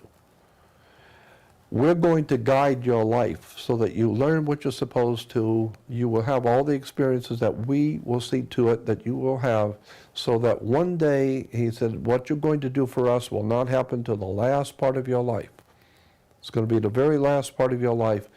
But when that day comes, you will know what it is you will have to do. You will know what it is you have to do. Right now, it's not important. You're just going out and live your life. We will see to it that you meet who you're supposed to and learn what you're supposed to. And when it's time, we'll let you know what you need to do. We'll be there. And so I used to go over to his house. That night, he said, to start you on your journey tonight, I'm going to start you on your new journey, where you're going in your life. I'm going to give you a book.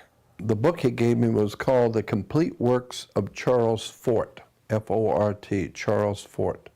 Charles Fort is very well known for his work. He actually wrote 3 books, probably a lot more, but the 3 most important books were put into one big volume now, and so you can get it as a very thick volume called The Complete Works of Charles Fort. And what made his book so interesting, and why the Father gave it to me, is that Charles Fort has documented a thick book on all the strangest things which have happened in the world, which were documented and which have no explanation at all.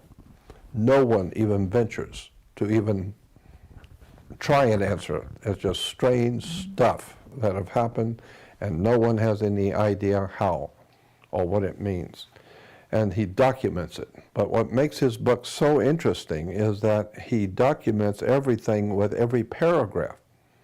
Every paragraph has documentation, where he saw this, where he found this, where he got this information, where he got that information, and what page it was on, who wrote the article, and everything. So you can find anything. It's all right there documented, paragraph by paragraph. And the kind of things he found were just so extraordinary, mind-blowing stuff. It's all there. The world is filled with strange things that have happened that nobody has any explanation for. And when he gave me that book, I know he gave it to me because it opened up my mind to the occult world. Occult simply means hidden. And so that book opened my mind at 19 years old to, because I had already been well involved in the other world knowledge and strange stuff in my childhood. But for the first time, I had it documented, strange stuff that nobody understands how it happened, and it's all documented in one book. And that, I believe he gave me that book to get me started in realizing that the world is far stranger than you imagine. Far, far stranger. I like that one quote of the astronomer, I think it was, who said the universe is not stranger than you imagine. The universe is stranger than you can imagine. That was the great British astronomer and physicist Sir Arthur Eddington. Incredible quote. That's exactly right.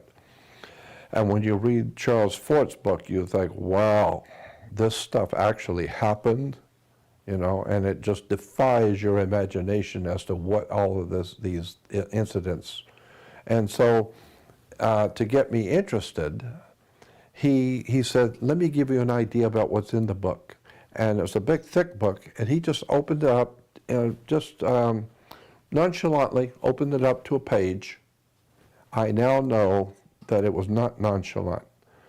He knew exactly what he was doing. He knew exactly how to get my attention. It's otherworldly how he knew my psyche and my spirit to get my attention. And he says, let me read you something. And the first thing he read me was about a city, a little town, a small town in California, mid-California, back in the 1860s, I think, 1870s. And it's happened to that little town 2 or 3 times in that same town on a clear day, and a sunny, clear day with no clouds in the sky, enormous boulders, tons and tons of boulders would fall out of the sky on a clear day. And they had newspaper people there reporting it. The townspeople saw it. But the thing that made it interesting is that the boulders were like, some of them 2 and 3 tons apiece, falling out of a clear blue sky. But they didn't fall at the normal rate of speed. It took all day for them to come down, all day long. They come down slow. And when they hit the ground, they would bury themselves in the ground where they normally would at normal speed, and the dirt would fly out very slow, all in slow motion. And the whole thing was, you could sit and watch it all day long. It was all in slow motion. But when it was when the rock had finally settled, it would be exactly where it would have been normally, and it would be exactly the way, what would have happened normally, but it took all day for it to happen. So it was obviously a time warp, that these things were coming from somewhere out there in a time warp, and hitting this little town. It's happened 2 or 3 times to the same town. And it's documented. It really happened.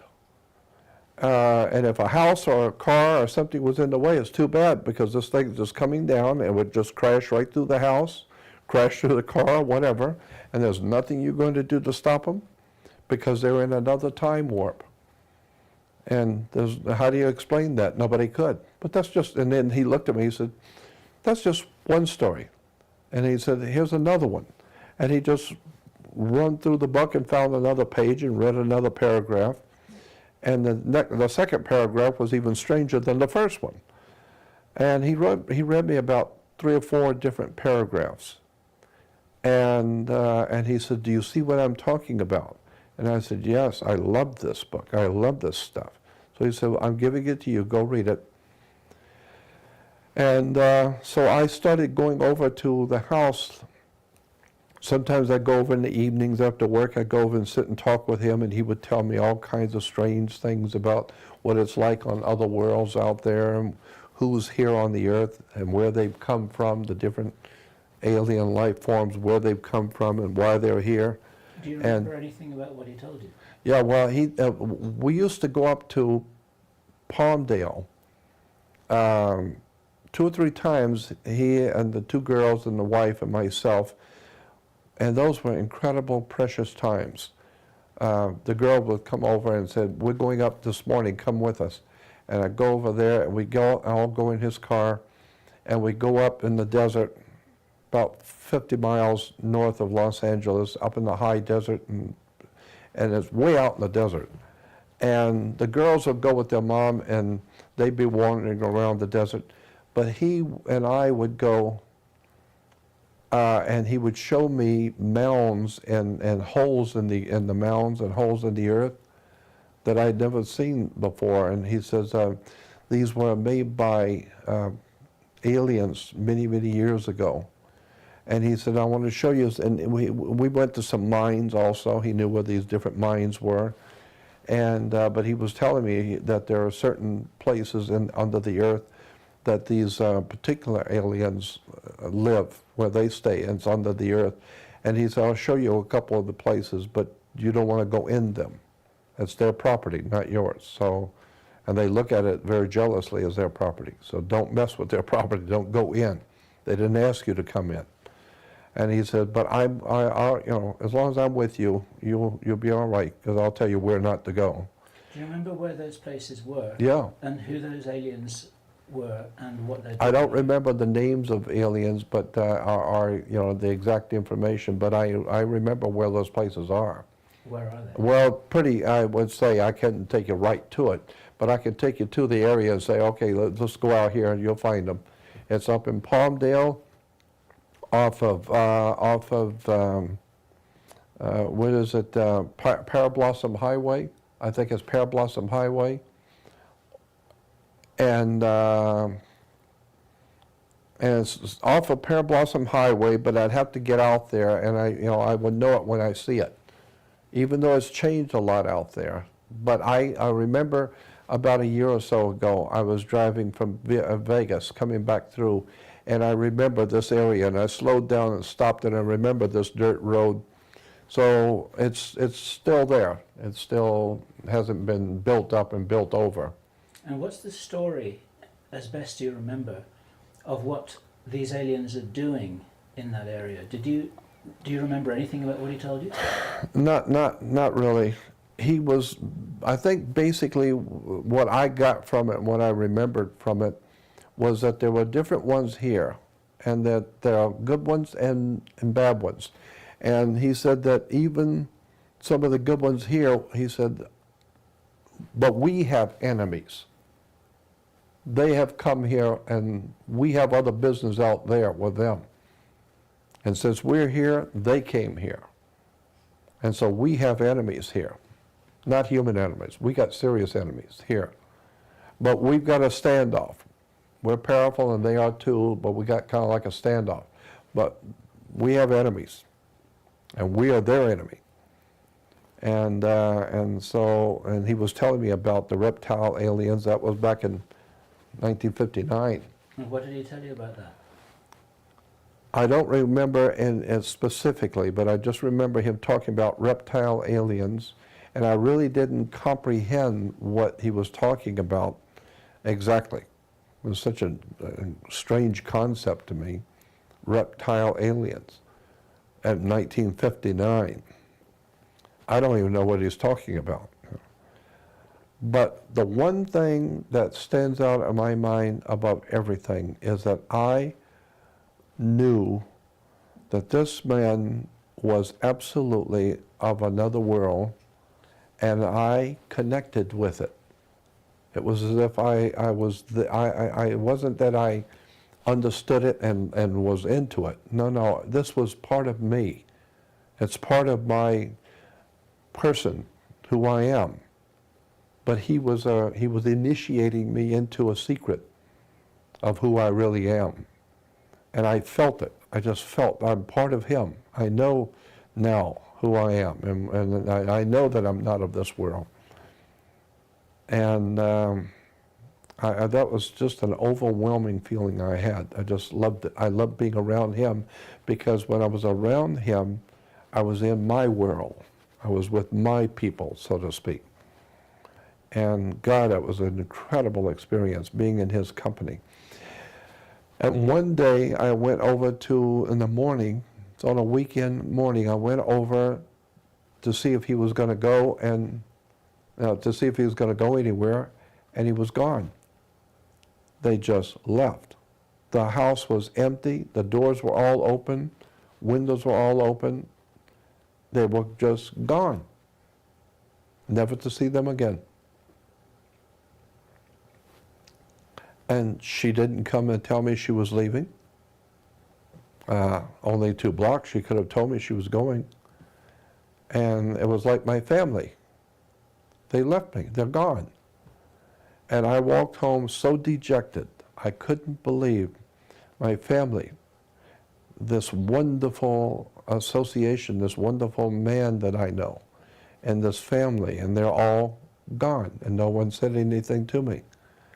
And I often wondered, whatever happened to, why did they leave and never told me? But now I look back on those years, and my gut feeling is, he did what he was supposed to do. He did what he was supposed to do, get me started. Other people will come into my life who is a part of his group, and they will continue to move me along. The old man in the truck, and he was the next, he was connected to, and all these different people I've met and all these strange things, they were part of the same group who were just kind of around me, and every time I need a little encouragement, they'll pop in at the right moment and give you another mind-blowing experience, and then they'll move on again. So it's like they're moving you through life, but watching you. Some people watching this video now may have already seen my interview with Freedom Central in November 2009, and I don't want to steal your thunder here by jumping in with my story, but just as a very brief summary, in that interview I told how back in 1984, 1985, which was when I was 31, 32 years old, I had a girlfriend who I began to realize after a number of years wasn't an ordinary human being. And she left me out of the blue. And what triggered this little story here was your going to their house and being devastated when you discovered that they'd gone. And I was devastated when my girlfriend left me. And she told me, she said, and this is not usually how people end a relationship, she said, "My purpose in your life is complete," she told me. I had no way of handling that. I had absolutely no way of handling that at all. I was devastated for quite a long time. Now, of course, I understand it much more clearly in exactly the way that you've presented it, which was that there was a coaching and a mentoring and a guiding going on. I needed that catalyst, that catalytic experience. That's right. At that stage in my life, in order let me start that sentence again. Without which I might not be doing what I'm doing at the moment. And it's Precisely the same, right. It's the same with you. Exactly. And probably like you, I've heard these stories from many people all over the world. And while none of them are identical, many of them have the same theme. Mm-hmm. I assume that you get people writing to you. Oh yeah, stuff as well. absolutely. Sure have. So that's why I know that I have a connection with him and with something greater that's out there. That I know. That's what has led me all of my life, in spite of everything that has happened to me and all the setbacks and all the tragedies and all the horror stories that's happened to me. I have always known that there is something out there and it's watching you, you know, and you are just merely a part of something otherworldly that's going on. There's something else going on here on the earth, and it's not of this world. And whatever it is, it could be aliens, it's probably alien life forms, but somebody else is in charge. That's why I have said, and we've talked about this before, I don't mind, you know, letting someone else guide my life. I don't mind that at all. And another analogy that I could offer here, not wanting to trivialize it, but it's like if you're a football player, and I know what you think about ball games, but some of the people here watching this video might appreciate the analogy. It's like a tough ball game, and you're out there on the football field, and you're getting slammed into, and you're getting winded, and you're getting knocked down, and you're getting bruised, and you wish that you weren't there, and you're having a tough time, and you think, God, this is a game, I'm not really enjoying this game anymore. And then during the break in the game, you go and talk to the coach, and then the coach reminds you what it is that you're doing and why you're a valuable team player and how come you're going to win the next game because you won the last game, and this one's tough, but you haven't lost it yet. You know. Yeah, then it kind of gives you a whole new thing. When this game goes back, you're ready to go back in and do it again. That's right. Yeah, you're right. And I'm not trivializing this by referring to the concept of games, but if we see it all from a higher level, then when we're in the game, it feels like it's life and death. You're At right. the end of the game, you think, hey, that was a good game, let's go and have a beer. Yeah, You know. you're right. And Yeah. for me, that's a concept that works quite well. Yeah, I think you're right. My feeling is you're right. That's exactly right. Somebody's watching, and the higher authority, when it sees that you need it, it's just kind of slipping out a little bit because you're human, and they give you a little picking up, you know, to remind you who you are and what you're here for. Did I ever tell you what happened to me in New Jersey when I went back to do the ABC network show? I didn't tell you that, did I? So far, it doesn't ring a bell. Okay. Tell it anyway. It doesn't matter whether you told me. I did a radio show in Los Angeles. My first radio show I had ever done as an interview. The first time I was ever interviewed on radio was Tom Likas. Tom Likas in L.A., very famous talk show host. And Tom Likas called and wanted me on his show. Well, I was a very famous talk show host. You get on his show, you've been somewhere. And I was on one of the biggest stations in town in L.A., and he was the biggest talk show host at the time. So I went on and I did a 2-hour show with him. It was the first time I was ever on radio doing an interview. And I got such an enormous response from the audience. But one guy called and said, Jordan, I live in New York. I'm the producer of the Bob Grant show on ABC Network in New York City.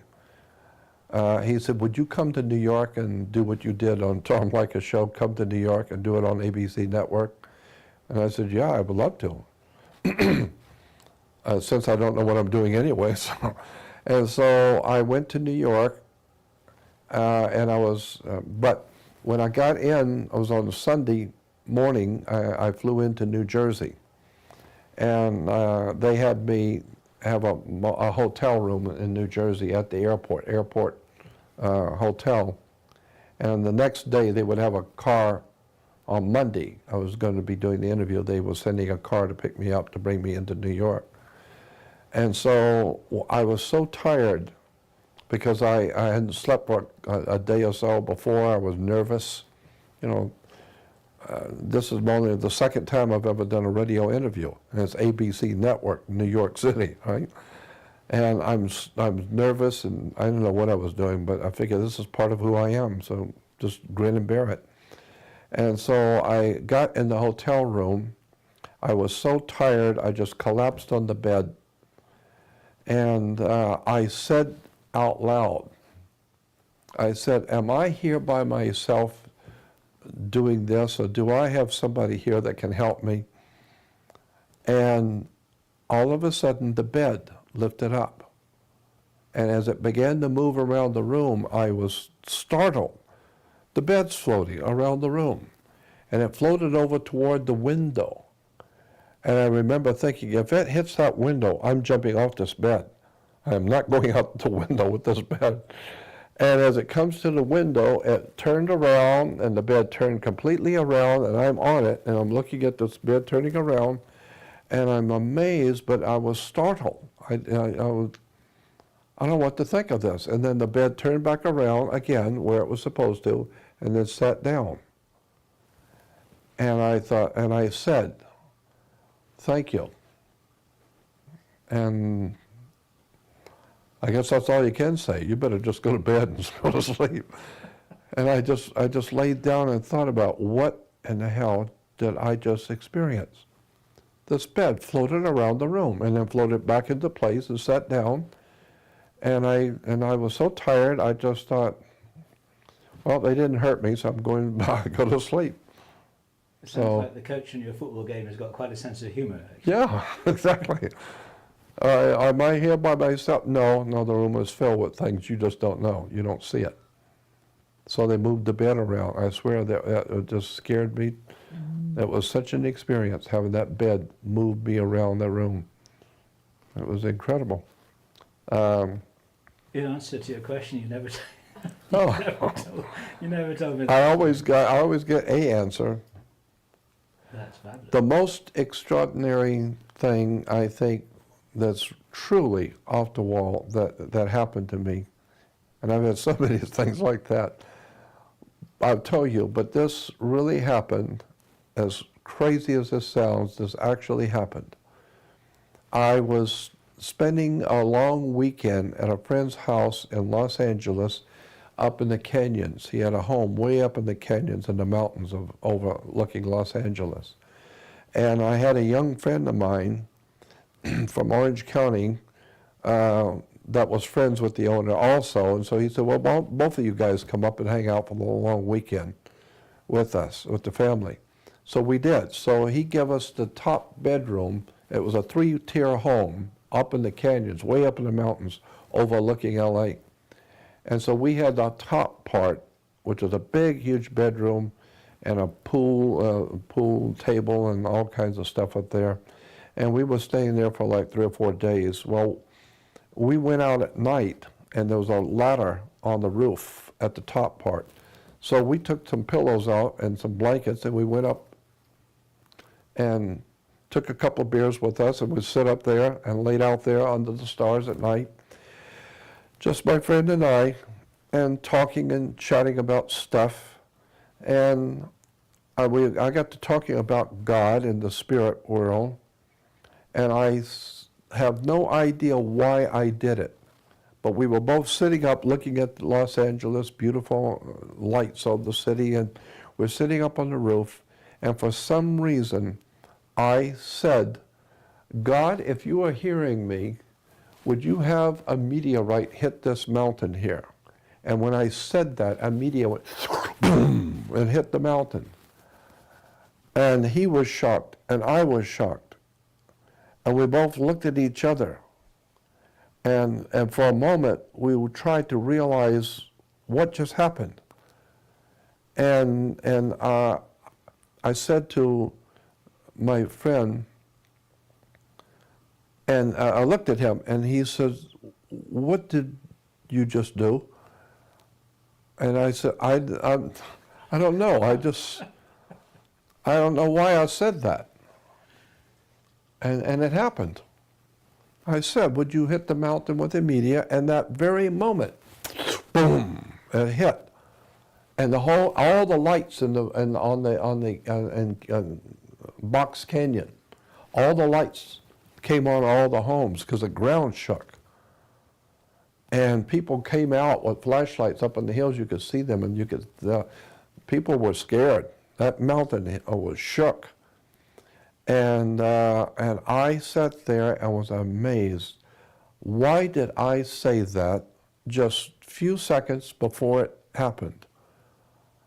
That is truly amazing to me. And I have no idea in the world. It's one of those freaky things that there's no explanation for. I don't know why I said it, and I have no idea why it happened the way it did.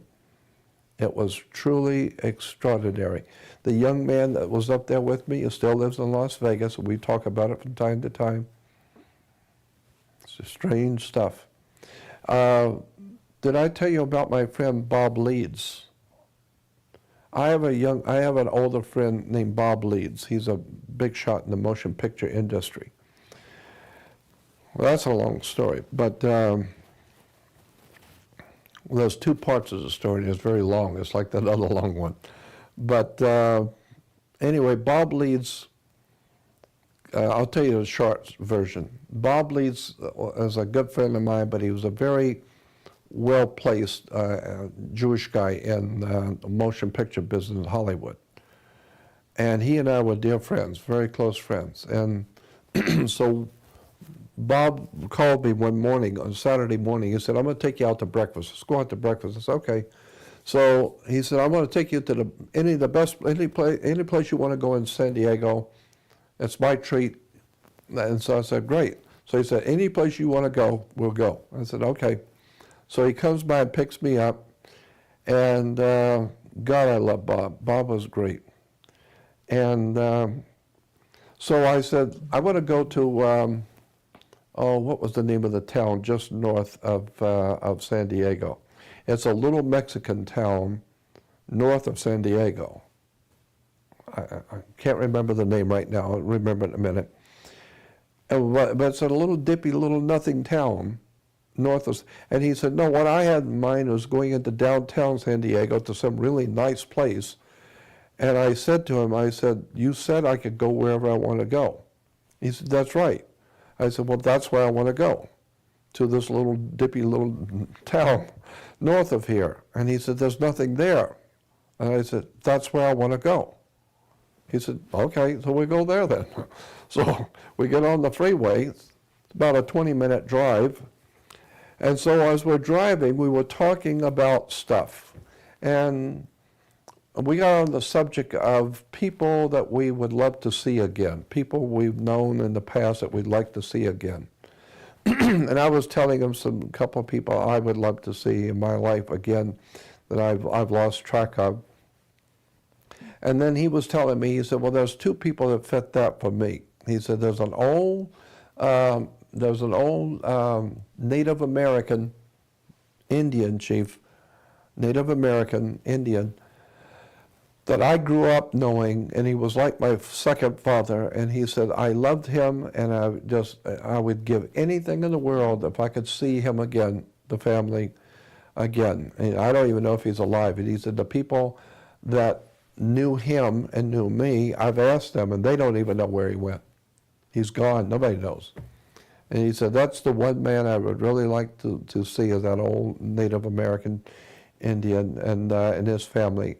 And he said, the other guy was a guy I went to school with and grew up with. He became a Mormon, and he became very wealthy. He's a real estate developer, construction. And he said, but I've lost track of him, and he was one of my dearest friends in my life. And I've lost him too. I don't know where he went. Nobody that knew him knows either. So those are two people I'd like to see. And so we were talking about other things. So we get off the freeway, and in this little Mickey Mouse town, and we're driving through the city, and there's no place to eat except IHOP, International House of Pancakes. Well, they're everywhere. And so I said, oh, well, there's an IHOP. Let's go there. That's where I want to go. And he says, Jordan, I was going to take you to a nice restaurant in San Diego, and you come up to this little town, to go to an IHOP. And I said, that's where I want to go. Come on, you say I can go? That's where I want to go. He said, okay, we'll go to IHOP. So we pull in and we park, and we go in, and the place is crowded because it's the only place in town to eat. And finally they seat us, and when we're sitting down, he, all of a sudden, his whole demeanor changed. I saw something was very, very radically wrong with him. I could tell it in his face. I could tell there's something wrong. And I said, what's going on, Bob? What's wrong? And he said, there's the old man right there, and there's my friend, the contractor, right there. Both of them. That's the old man, and there's my contractor friend. Both of them. And he said to me, I don't know how you do this, but understand from this day forward, I believe you are somebody. I have never seen this. I just got through telling you I wanted to see these two people, and out of nowhere we come up here, and here they are. So you've sold me.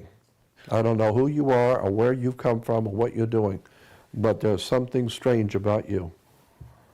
And so I was amazed, and he had like tears in his eyes. He got up, went over and sat with the old man, and then his buddy saw him. He goes over there, and they're all sitting around the table talking. I don't know what's happening. I didn't know. I just wanted to go to IHOP. So that's a lovely story. That's a beautiful story. Incredible. Beautiful story. And he had like tears in his eyes. He came back, as we were driving home, he said, I don't know who you are, and I don't know how this happened. But as far as I'm concerned, I'm never questioning anything again. He said, I've had so many strange experiences around you, strange stuff, but today, that took the cake today. I am totally cannot believe what just happened today. The two people in my life I have wanted to see, and you brought me up here to this little town out of nowhere to an IHOP, and there they both were. So, wow. That's the kind of stuff you wouldn't dare write that into a movie. I know. That's right. It'd be thrown out, you know. It'd be thrown out as the... Yeah, Bob leads. Bob leads. A wonderful story. And thank you. You said that... There was something else I was going to tell you, but I can't remember. There's a whole bunch of things you were going to tell us. Oh, yeah, about the reptilian stuff, too. Just for the benefit of the people watching this video here, we're all kind of getting a bit giddy because it's past 3 o'clock in the morning here in Central Europe. And see, I slept late, so I'm full of life right now. Yeah, see, Jordan's doing fine. He's on Los Yeah, I'm Angeles doing time. fine. I'm on a roll, so. He's on LA time. He's just about ready for lunch. But you said that you wanted to tell some more reptilian stories, and one of them is a staggering one, which you did tell in your September 2009 interview. And you said you had more. And oh, yeah.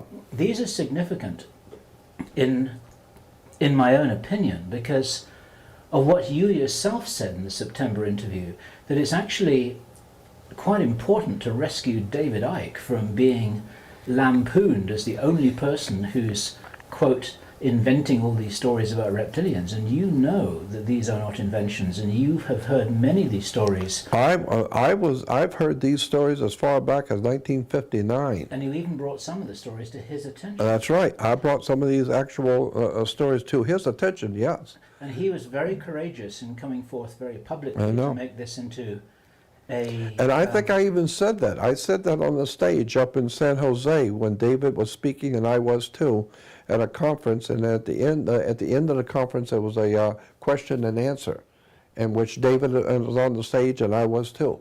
And I said at that conference, I said, I am totally committed to the fact that there are reptile aliens here on the earth. Of that there is no doubt in my mind. But it's not because David Icke is saying so.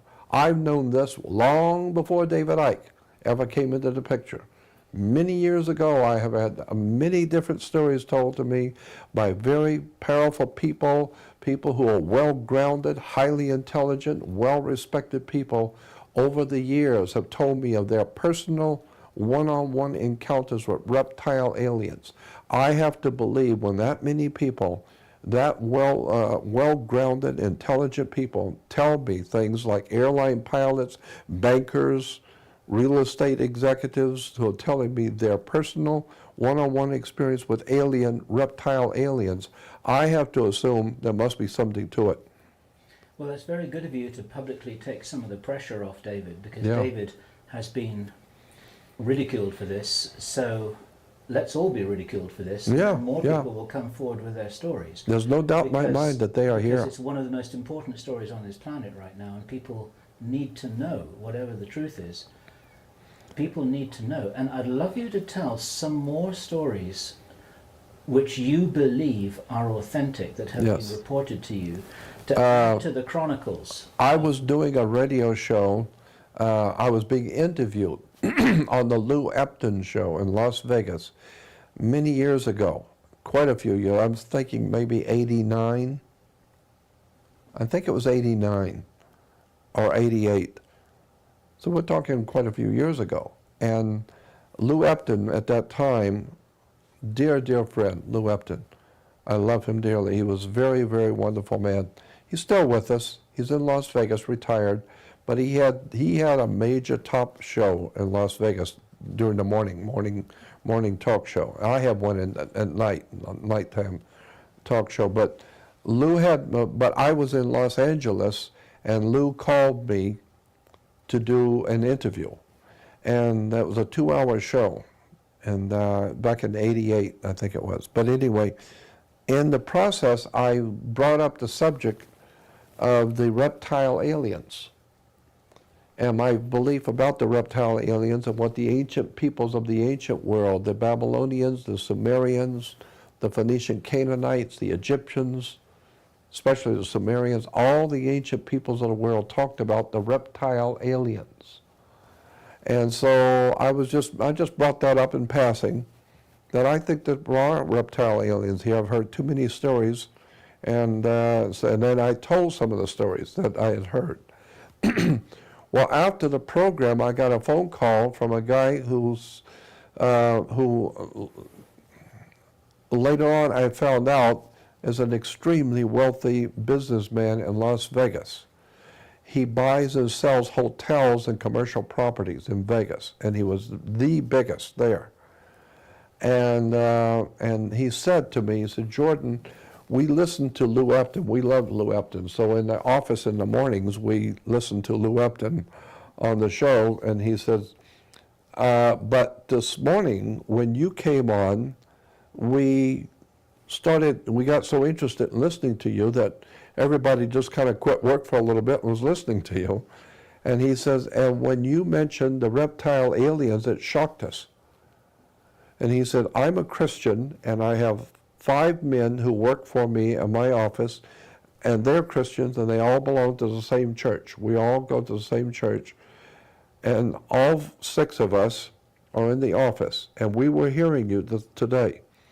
And he said, when you mentioned reptile aliens, I had to call you and tell you. We're Christians, but every year we go somewhere in the world on vacation, and my company pays for everything. And he said, so I take, and all 6 families go together on a vacation somewhere. And he says, and last year, now this was like in '88, so he's talking about '87. And he said, last year we decided to go camping for a couple of weeks in Colorado.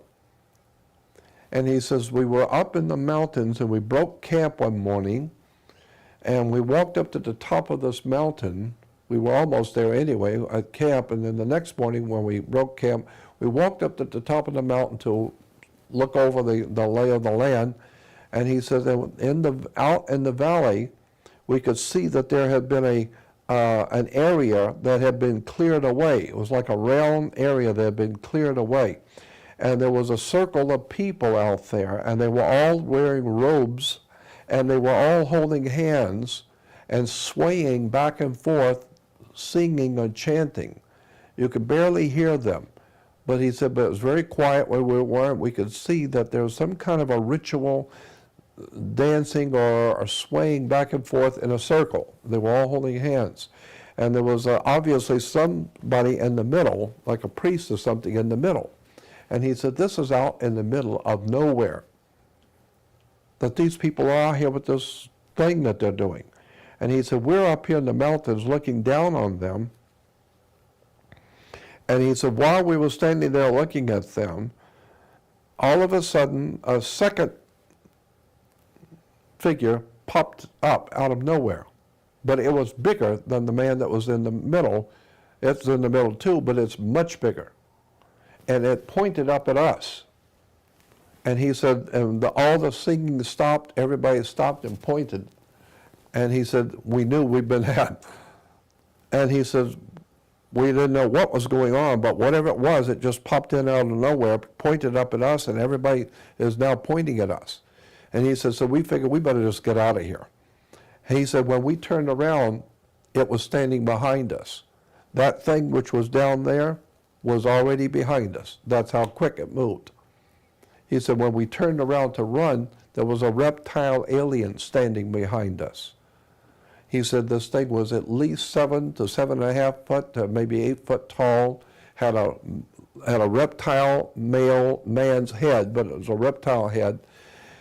It was very muscular, looked like a human body on the ordinary of a human body, but a reptile body, extremely muscular. And he said, and it was looking at us, and he said, it cast some kind of a spell on us so that the children and the women, no one could move. We were like frozen.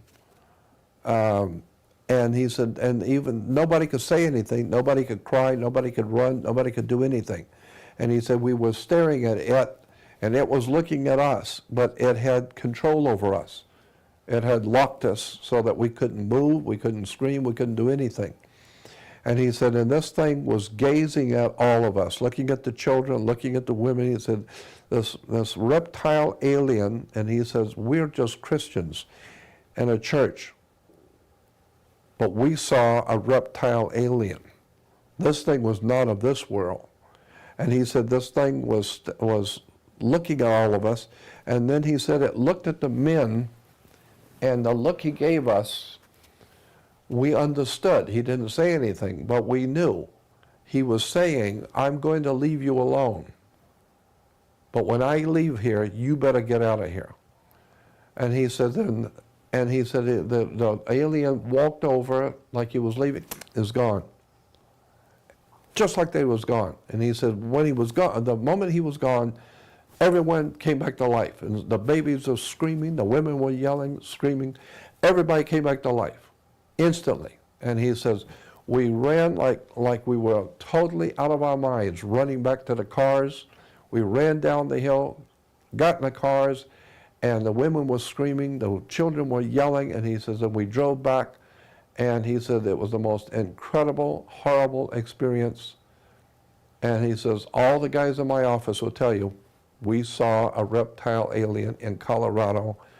So when you're talking about, he says, so when you're talking about reptile aliens in the ancient world, I got news for you. There's one we know for sure in Colorado. We saw him. And he said, this thing ran back, and it went so fast, it was just, it's gone. But that's how fast it came up behind us. We knew that we'd been spotted, we turned around, and it was too late. It's already standing here. And he said, so when I hear tales now about people who have seen reptile aliens, I got to tell you, there's 6 families here. We all belong to the same church, and I will guarantee you, we saw one. You can bet on it. So, and this is and I found out because I started asking questions when I was in Vegas about this man and his company. And yes, he's a very wealthy man and a very, very big company, well known in Las Vegas for buying and selling the hotels and big properties. And he said, yeah, I'm just telling you what happened to us. And my suspicion, which may well be yours as well, Say it again. My suspicion, and it may well be yours as well, is that for every person who comes forward and reports a story, there are 100 others who don't. Oh, I'm probably right. You're probably right. maybe 1,000 others who don't. Because who's going to come forward publicly and say a story like that?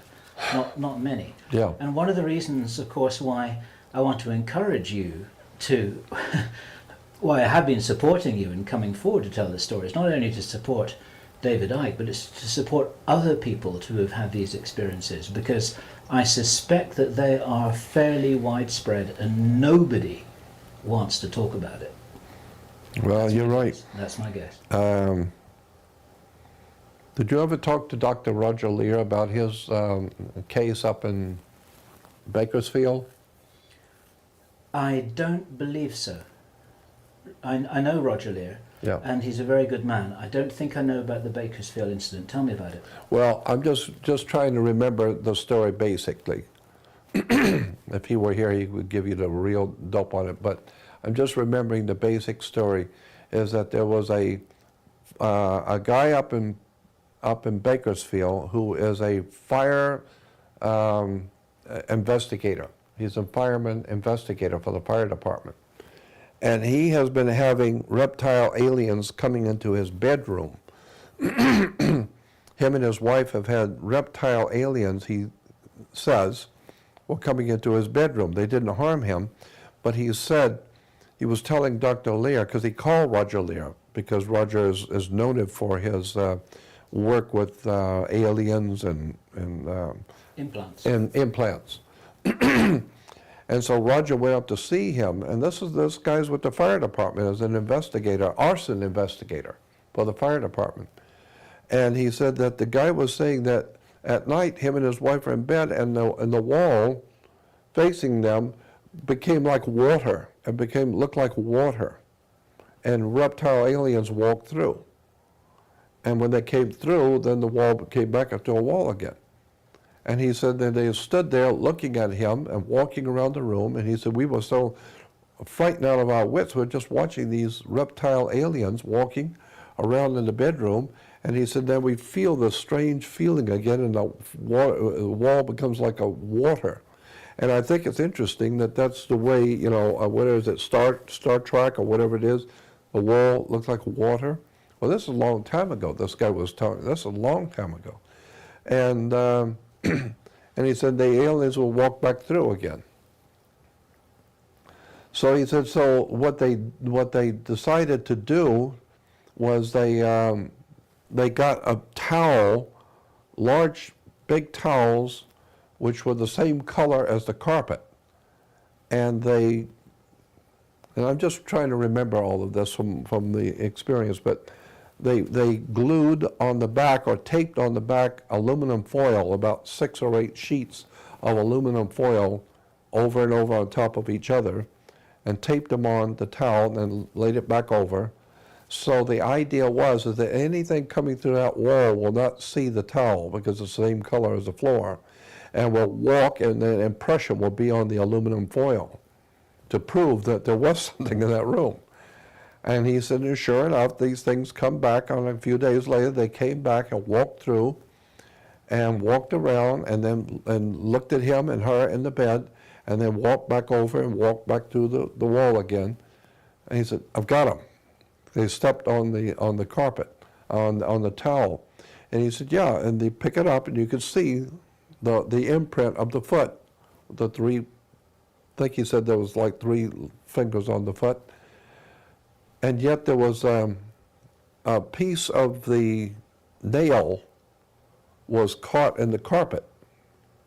And they took that piece of nail and they called Dr. Lear and showed it to him. And they've had that little piece of a nail sent to, I don't know, Los Alamos or one of those big research laboratories, government research labs. And they said that this was, it was still alive. It was still living. It was a living tissue, and it was still alive. And that it seemed to be growing. When they got it, as opposed to where it was now, it's grown in length, so it seems to be growing, even though it's not connected to the body. It's still growing. And so that's just one more story about reptile aliens. Did they get it? any analysis of what this? Was this in the days of DNA tests when they could? Well, test this yeah, you know what? He was just telling me this off the cuff, you know, and he didn't go into much because I guess we were talking about reptile aliens. He said, "Well, you know, I'm just having some investigation of something's going on right now up in Bakersfield." But they did get a footprint on the aluminum foil to show that there was something came through the wall, whatever it was. So these are, you're just confirming that these aren't apparitions. They're yeah, physical. these apparitions actually have weight. They have weight. Yeah, they have weight. Because they came through the wall and their imprint is on the aluminum foil. Yeah, and they have some kind of interdimensional capability. Exactly, they have interdimensional capabilities that come through and walk back into. You may remember that in the Project Camelot interview with you in September 2009, I believe I shared the story with you that was told to me by Barbara Lamb. And Barbara Lamb I know Barbara well. Is a very lovely lady. Yeah, very. Who is a counselor and a supporter to many people who've had very strange ET experiences.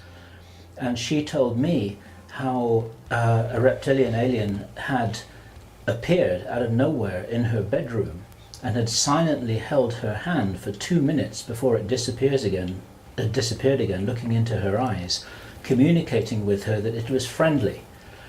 And it had been specially bred to interact with humans to give them the message that not all reptilians were hostile and meant harm. And this was this being's purpose, and it communicated with Barbara in that way. And so, just to confuse the issue further, I feel honor bound to report that little story too, because we mustn't let our prejudices get the worst of us. No, you're right. And with that little anecdote of my own, or with Barbara's, let us say, I'm going to very gently close this down because we're now at the end of our third hour of tape. It is 3:45 in the morning. Even Jordan's getting tired. I'm exhausted. We both came back from the Vatican just a few days ago. Yeah, we went to the Vatican. And that's another story. And poor Jordan doesn't even know if he's going to be able to get home or not because we've got a volcano in Iceland that's doing its thing. Because the whole solar system is going into something or other that's activating the Earth. And that's another story too. So it's all happening around here. And in the closing seconds of this tape, Jordan, I want to thank you so much for putting all of this on record, because we haven't been talking about the Illuminati and the New World Order this time, but we've been talking about a different area which is possibly even more important. Far more important.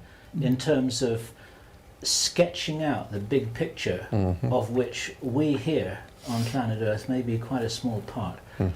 And my own conviction is that you have certainly had an important role here, not only to reveal occult knowledge that has been kept secret from us, but actually to be a communicator about all these subjects, because they're all connected. They're all connected. Absolutely all connected. Understand it all. Yeah. And we're into the closing seconds here. I feel like I'm just about to be whisked off the stage, and I want to thank you again on behalf of the hundreds of thousands of people who'll be watching this. So thank you, Jordan Maxwell. Thank you. All righty, ladies and gentlemen. Yeah, Mr. Jordan Maxwell, again, born in 1940. Jordan was 82 years old when he left us on this planet Dirt. Died of March 23rd, 2022. Indeed, my friends, we lost a great man. But as you can very well see, Jordan left his mark, right? Jordan left his mark right here in the hearts of everybody. There is plenty, and I mean plenty, of Jordan Maxwell content all over the interweb. You can find Jordan's content everywhere. I had to dig a little bit for that one. But I found it. I wanted to share that with you, primarily because we're like it's 2024 and we're some weird stuff going on. Let's just say that there's some weird stuff going on. Who knows? But nevertheless, Project Bluebeam, Pleiades, Draconians, Larry's 186 dimensional doodle pots. I don't I don't know. I don't know what's gonna happen, man. I just know that you can feel, like I said, I've said this before, you can feel like something is gonna pop. Right? I know I'm not alone. You guys, you can feel it. You can feel it. Anyway, nevertheless, again, on Monday, I think we're gonna start diving deep into the law of one by Ra. So please be with me. Be with me on Monday, 10 o'clock Eastern Standard Time, at 9 o'clock Central, 7 o'clock West Coast Time. And again, if you guys enjoyed this broadcast, please, please, please, it is very important. We are 100% sponsored by you, bought and paid for by you. This is your guys' content, your guys' broadcast. If there's something you want to see, something you guys want to discuss, anything you guys want, just let me know. Let me know, please. Smash the message box. Let me know what you want to go over. We'll go over it. This is your guys' broadcast, okay? All 100% yours. 100% funded by you. So you should be proud of that. I am very proud of that. Like Jordan's, I ain't gonna sell out to them. Not a doubt in my mind. They can pound salt. So good night, my friends. We'll talk to you guys later. And once again, crank it up on your way out of here, brains. Let's go right now on the Matrix Minds. It's called Lost and Found. Lost and Found.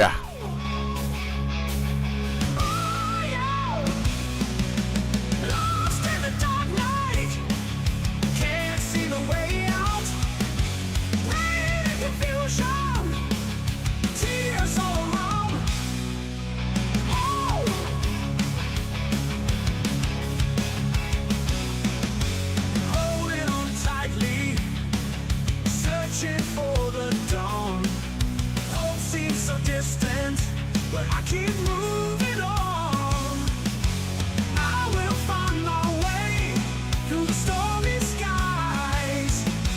Hope will light the path, no more endless cries. Stumble and I fall, but I get up again. Strength in my heart now, I won't let it end. I will find my way through the stormy skies.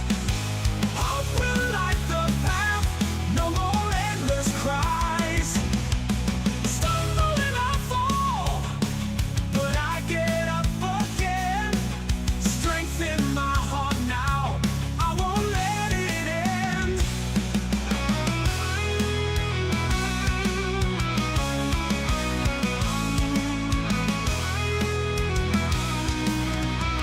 Stumble and I fall, but I get up again. Strength in my heart now, I won't let it end. I will find my way through the stormy skies. Hope will light the path, no more endless cries. Through shadows I wander, but I know there's a light. Pain's just a chapter